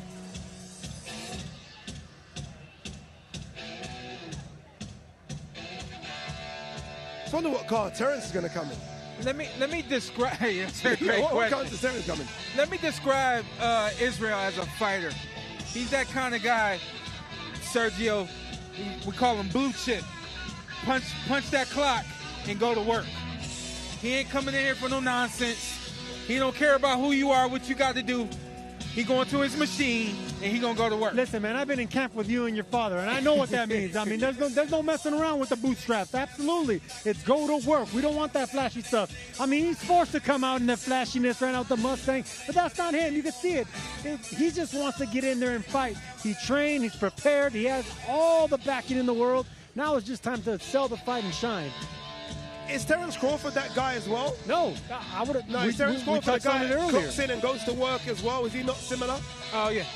That's why this is going to be a great fight. Again, you look at 40-0 versus 10-0, and it doesn't look right. Yeah, think a bit deeper. Ladies and gentlemen, here is the undefeated, reigning and defending WBA Super Welterweight Champion of the World, Israil, the Dream Madrimov.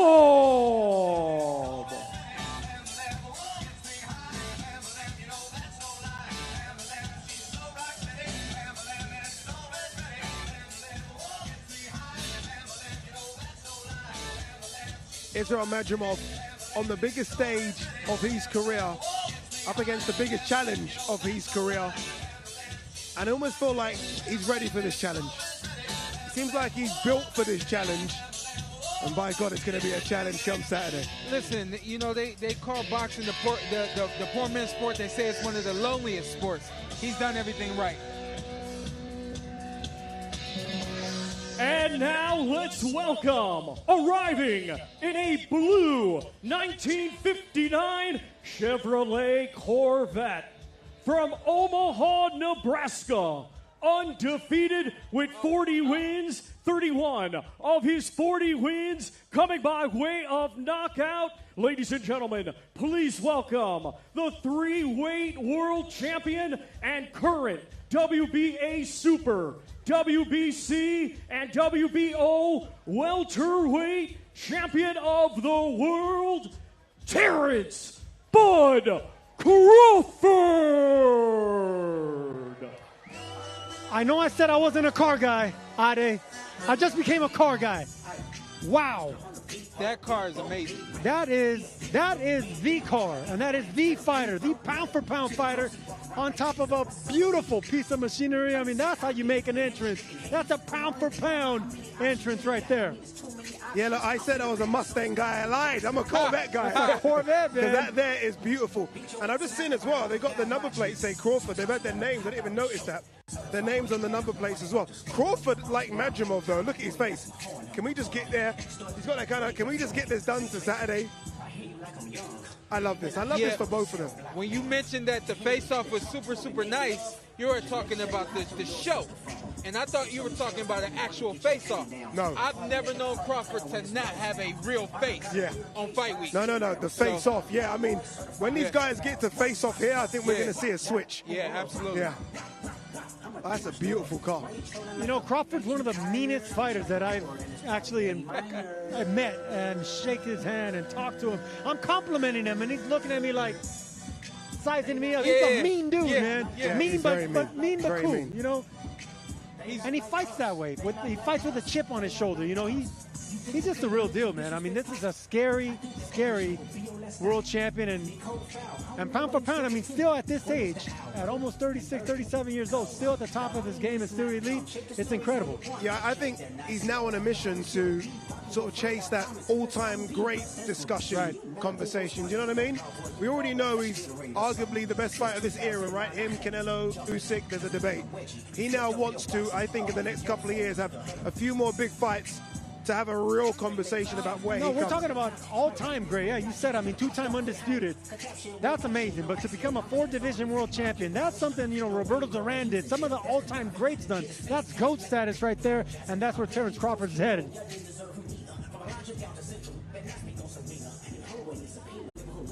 Not a bad song to come into as well. I was just about to say, Kendrick Lamar, if anything, people stopping just because of the song. You know what I mean?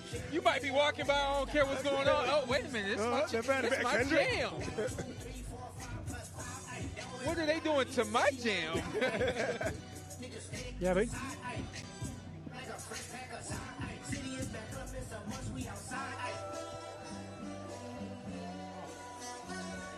here he comes, making that walk. Once again, let's welcome the undefeated 3-weight world champion, Terence Bud Crawford.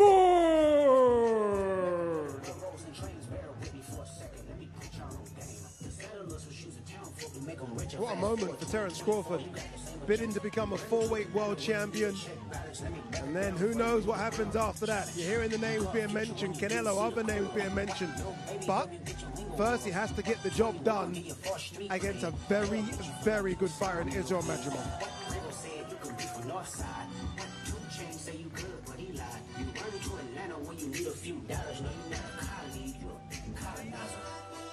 The family matter and the truth for the matter. He was God's plan to show y'all the liar.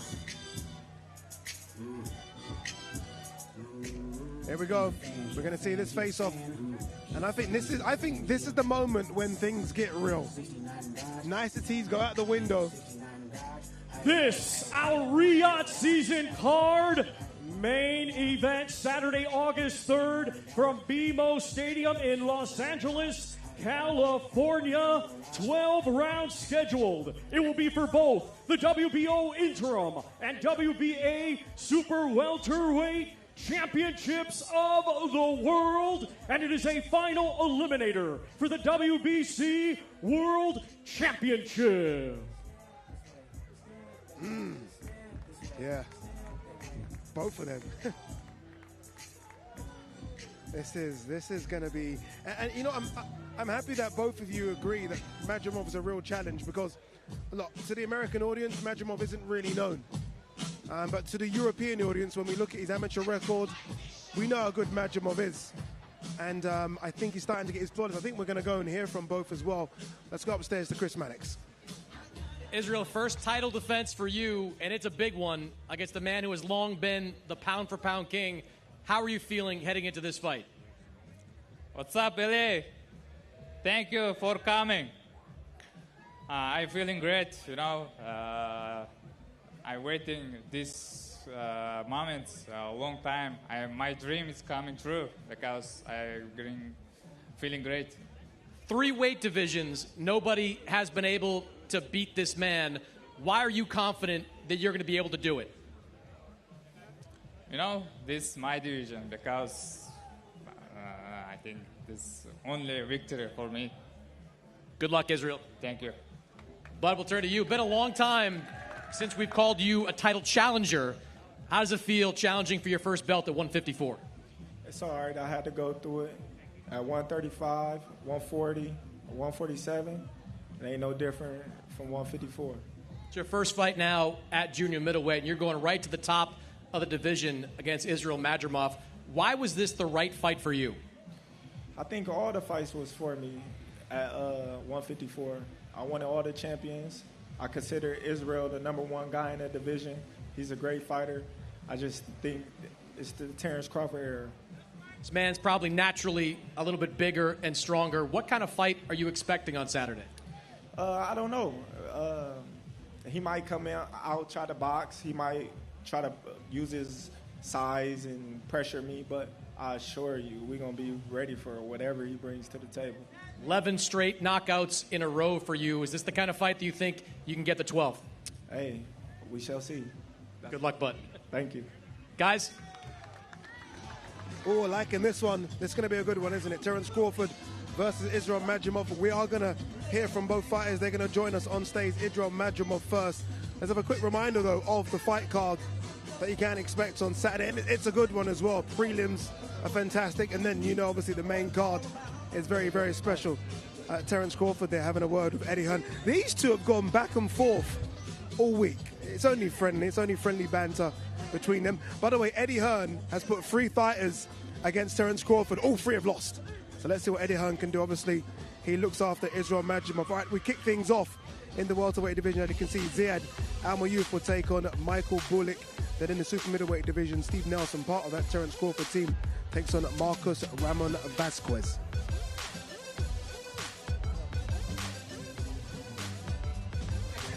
And then the main card in the lightweight division, Andy Cruz, obviously one of the best amateurs that we've seen in a long time, takes on Antonio Moran. We then move into the light heavyweight division.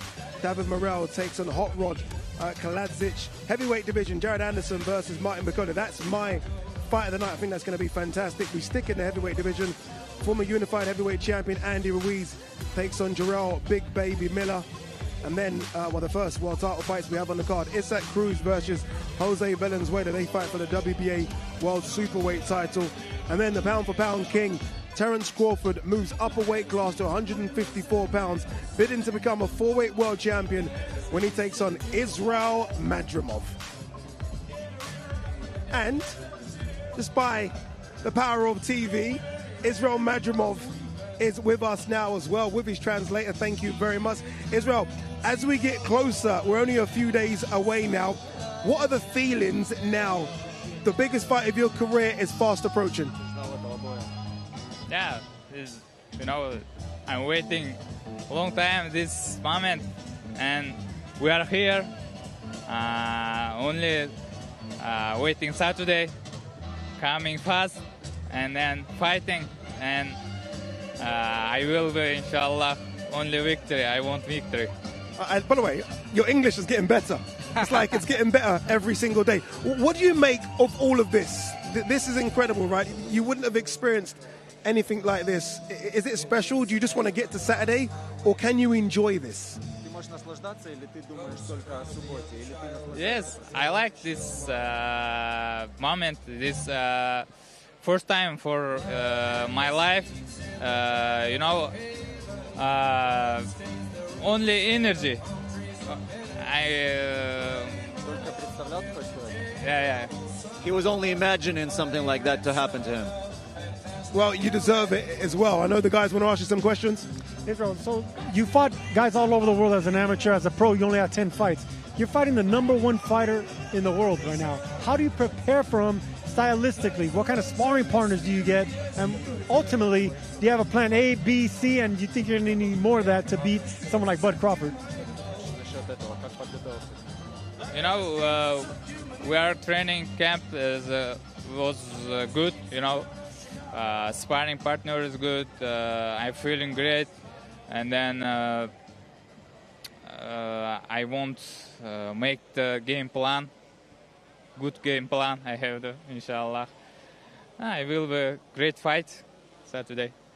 Do you feel like this is your division? Obviously, Terence Crawford has had so much success at 135, 140, 147, but you're the 154-pound guy. As an amateur, you fought very heavy as well, 160s, 170s.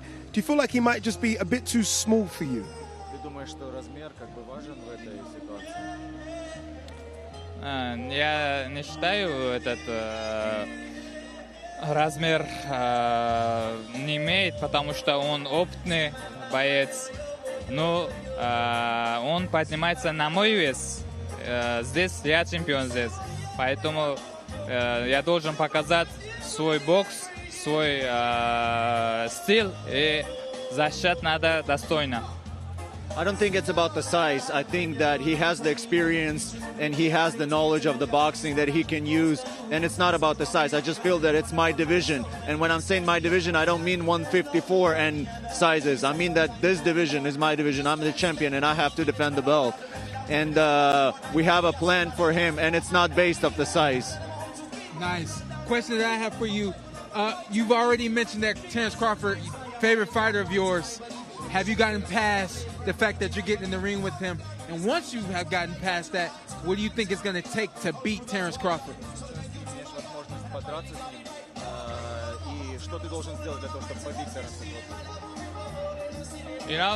Yes, Crawford, my favorite boxer. I like his style. And, we are style is the same thing. He's moving, lefting, righting. Me too. I have the power. He have the power and then smart. It's ring showing what happened. And inshallah, it's great fight for all boxing fans, and for my career. I think it's going to be a fantastic fight. Israil, thank you for coming. Thank you so much as well for translating. Make sure you scan the QR code. You don't want to miss this one. Not just Madrimov versus Crawford, but so many good fights on the undercard as well. And a little teaser. Enjoy this little promo.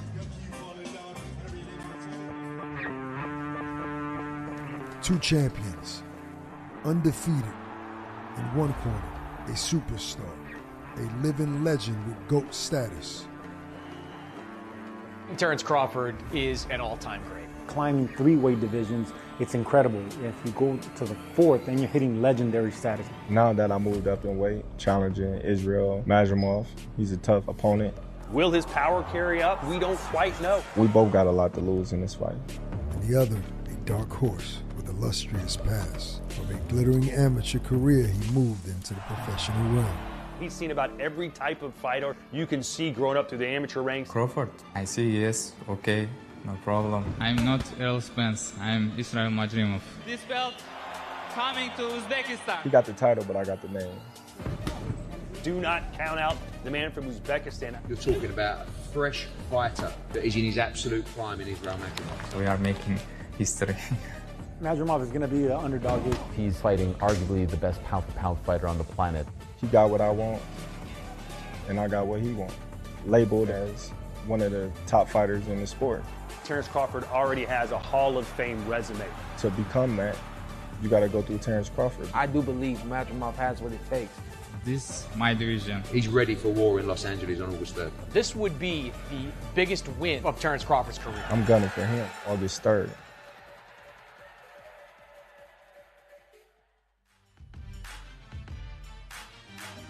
Oh, look at the sunset. Look at that. That there, beautiful. Just take a screenshot. It's time to get out of here. Take a screen. Yeah. That sun goes away. It's time for us to go away. It's time to go home.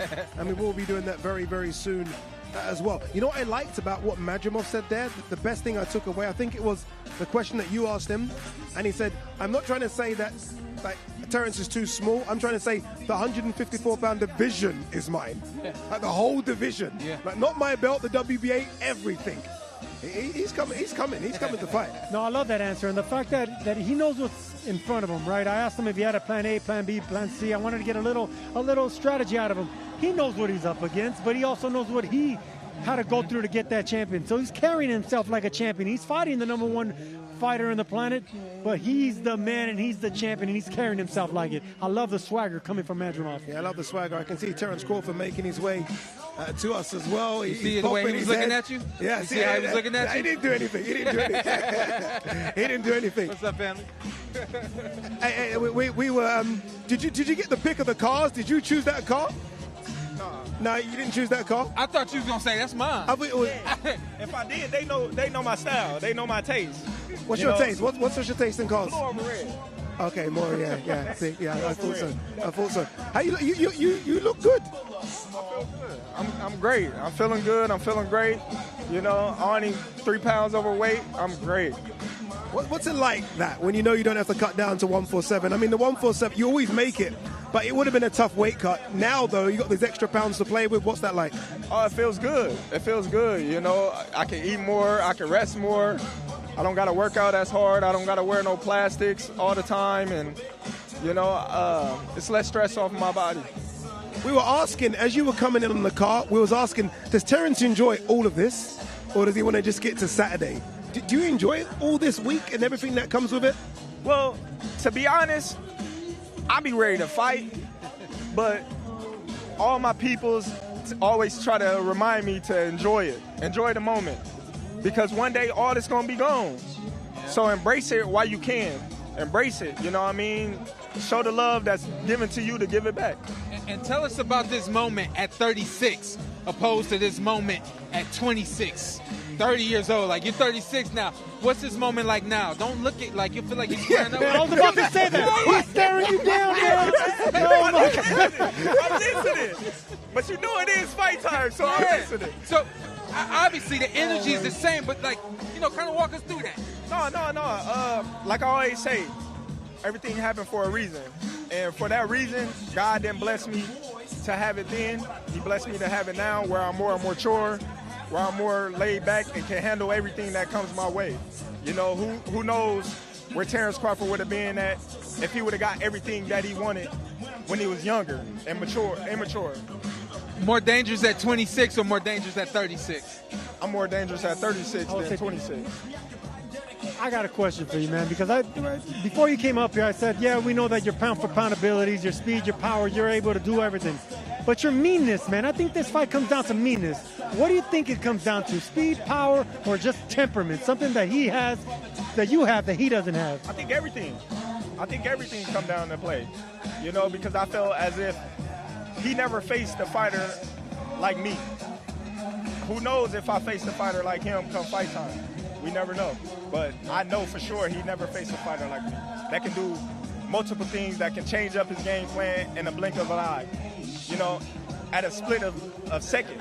And I told him, I said, once you get comfortable, you will make mistakes. That's when I capitalize on it. You know what I like about what he said? You know what I like about what he said back to you? I'm going to try and not make mistakes. Remember what he said to you? How do you compare this to the Errol Spence fight? I mean, again, that was like a generational big fight, one we've been waiting for 5 or 6 years. How do you compare it? Because both big fights, but both quite different. To be honest, this feels bigger than the Errol Spence fight.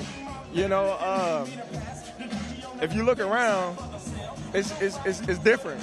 You know, Errol Spence fight was big for the urban community because it's been something that's been talked about for 5 years. Me and Errol. But when you look around, you see so many different races and cultures that it's bigger in its own right. Indeed, we're gonna. And I can't go nowhere without seeing a Riad season poster, Crawford Madrimov poster. I don't care where I'm at. People send me the posters in New York, Omaha, California. You can't go nowhere without seeing a fight, and that's what makes it big. What's it like for you as well, being on such a big card? I mean, people have been saying this is like a Don King card from the 80s where there are so many big fights on the card, not just a main and a co-main, but you look further down the list and you got like David Morrell's on there and Andy Cruz is on there. What's it like for you being the top of that card? Man, it's a blessing. You know, it's a blessing. And some things I just can't explain with words. You know, I'm just honored to be the one to start it off.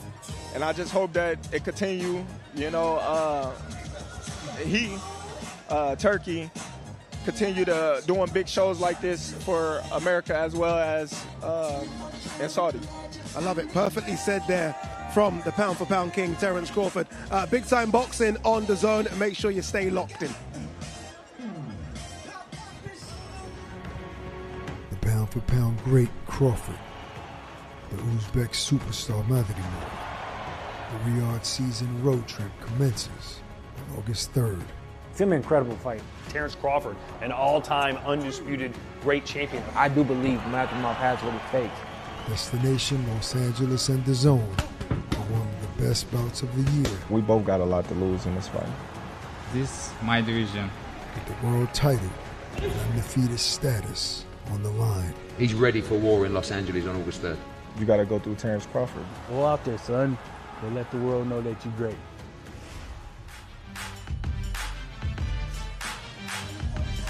Welcome back.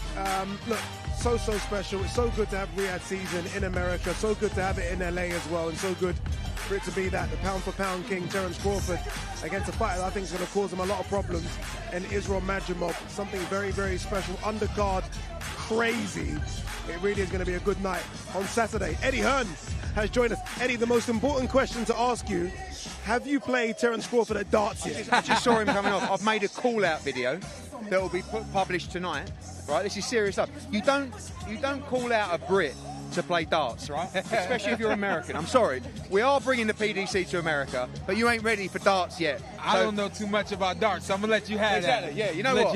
When Terence went to me, there's nothing you can do better than me than talk.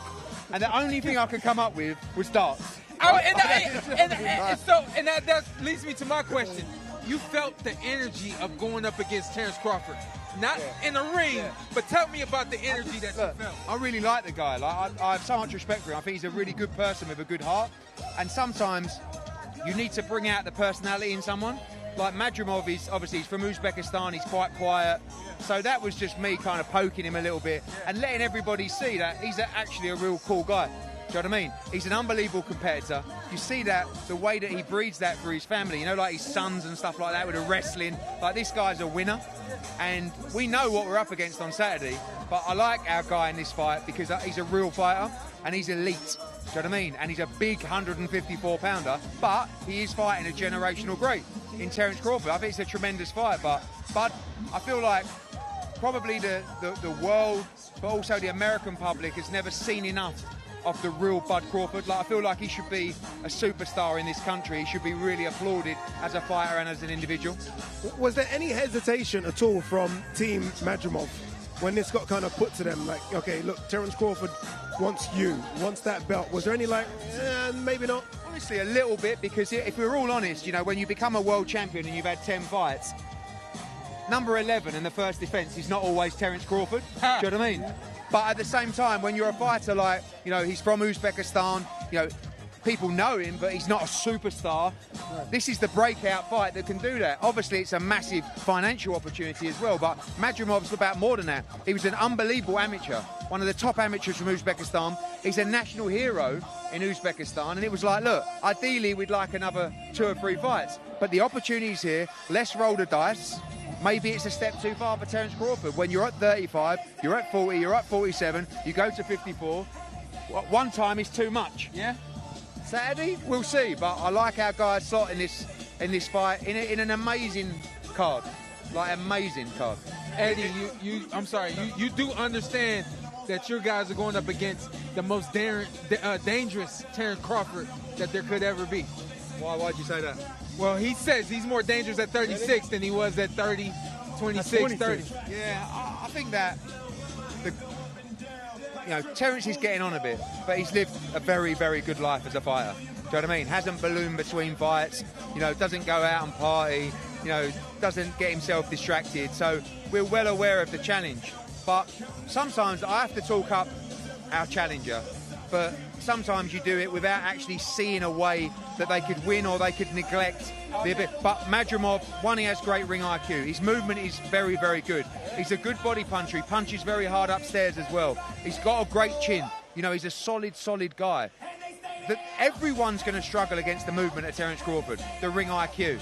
But this guy's got to get himself into this fight. I think sometimes the hardest part of this kind of fight, when you lack a bit of experience at this level, is those opening 3 or 4 rounds. You have to be competitive and you have to get into the fight. And if you don't, then you're in big trouble.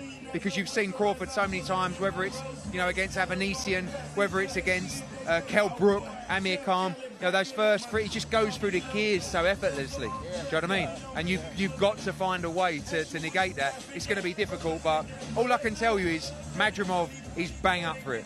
Don't forget the same team really as Dimitri Bivol and those guys. And when he faced Canelo Alvarez, no one gave him a hope in hell in that fight really. People respected him the same way they respect Madrimov. But hand on heart, everyone was calling for Canelo Alvarez. He did a job on him that night. Do you know what I mean?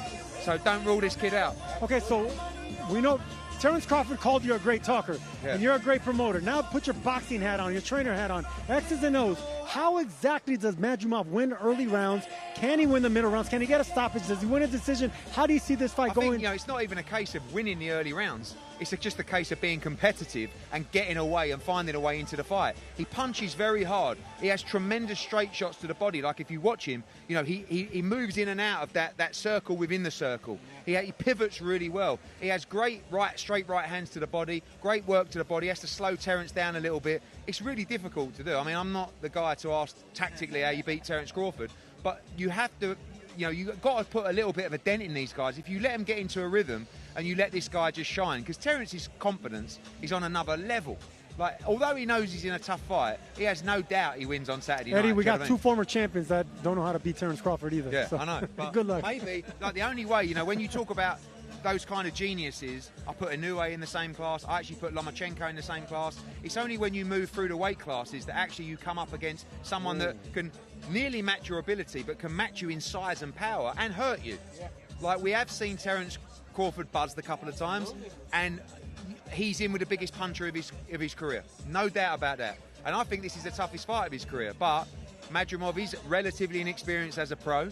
But they're up for this, and, you just got to get into the fight. You've got to find a way to not get outclassed early, not get hurt early, not get buzzed early. Right. You see even in fights, like I know Haney against Garcia is not really a comparison, but that left hook, in the early part of the fight from Ryan Garcia against Devin Haney, it switched the fight in the first 2 minutes. If you get buzzed early by Terence Crawford, it's a long way back.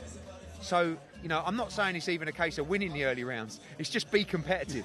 Try and wear him down, try and find a way to hit him and hurt him. You have to land, and you have to land heavy on this guy, and that's very, very difficult with the IQ of Terence Crawford. Well said, Eddie. Well said and well sold. I like it. Very, very good. And I want to be there for that darts What's your match as well. Fight of the night? Favourite fight of the night, Makole, Jared Anderson. Can you tell them how good Makole is, by the way? He nearly went for me. Who, Makole? No, Jared Anderson. He can't listen. I watched him spar 10 days ago, right, in Delray Beach. And I like him. And he came up to me on the stage, and I went to shake his hand, and he said, I'll do it because it's business, but you know, and I've been saying he might get beat on Saturday, right? I said, it's a 50-50. He said, I heard what you said. I said, what, you don't like that? I said, it's a 50-50 fight. Well, bet me. You can bet me, DM me, text me. I said, look, I'm just, like, if you're the real deal, you win. If you ain't, you don't. A lot of you guys, American audience, don't know enough about Martin Makole. He's a legitimate top 15, maybe top 10 heavyweight. He's 285 pounds. He's a big lump. Jared Anderson likes to engage. He likes to trade. He likes to sit in the... I'm telling you now, this is a tough, tough fight. It's a brilliant bit of matchmaking, and it's a terrible bit of matchmaking. Because if he gets beat by Makole, no one really knows who he is. We do, like in the game. He can really fight. If he wins, he probably don't get the credit. But I'm telling you now, if he wins, give him the credit. Because if Jared Anderson wins this fight, he's the real deal.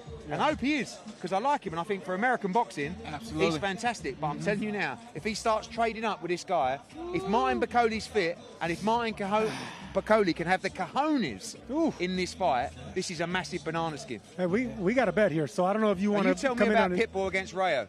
Oh, that's going to be a tough fight. I know. That's going to be a tough fight. A lot of people think that Rayo could cause him a big problem. Valenzuela is going to be a live dog, and I think Makole is a live dog. Both of those are going to be tough fights. Tough fights. Yeah. As we're here now, last one then, Ruiz Miller.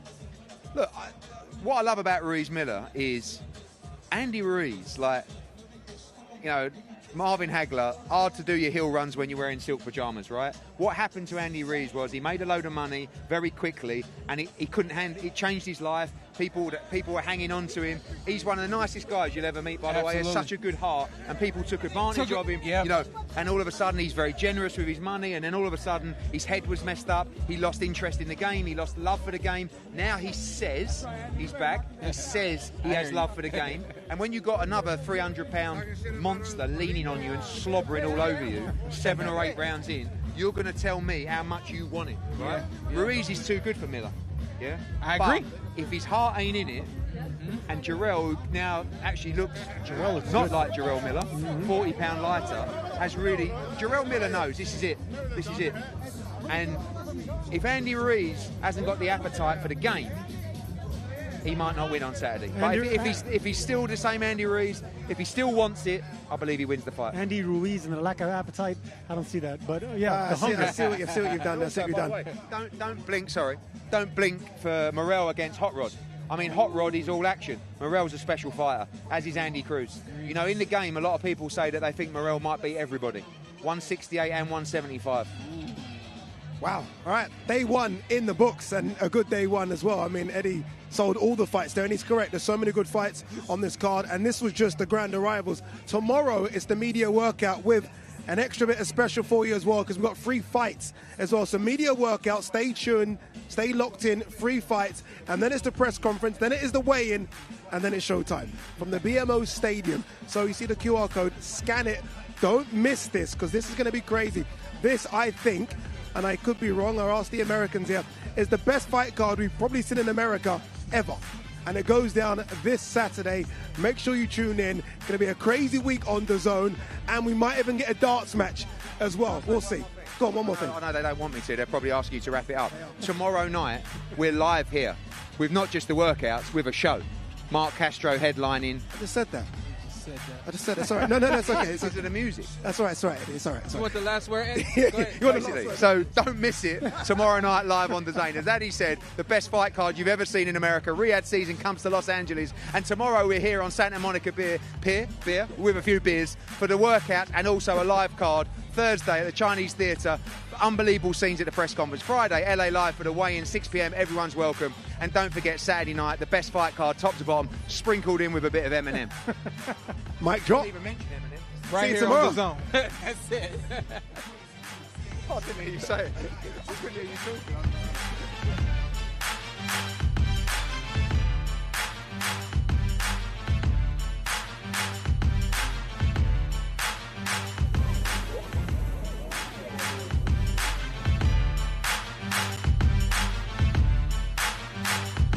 DAZN, August 3rd, Crawford versus Madrimov.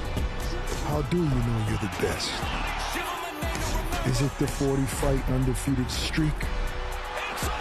Dominating 3 divisions? Or is it that you're always looking for more? Facing an undefeated champion on the #1 boxing platform in the world, Crawford versus Madrimov. August 3rd. Buy now at TAZN.com.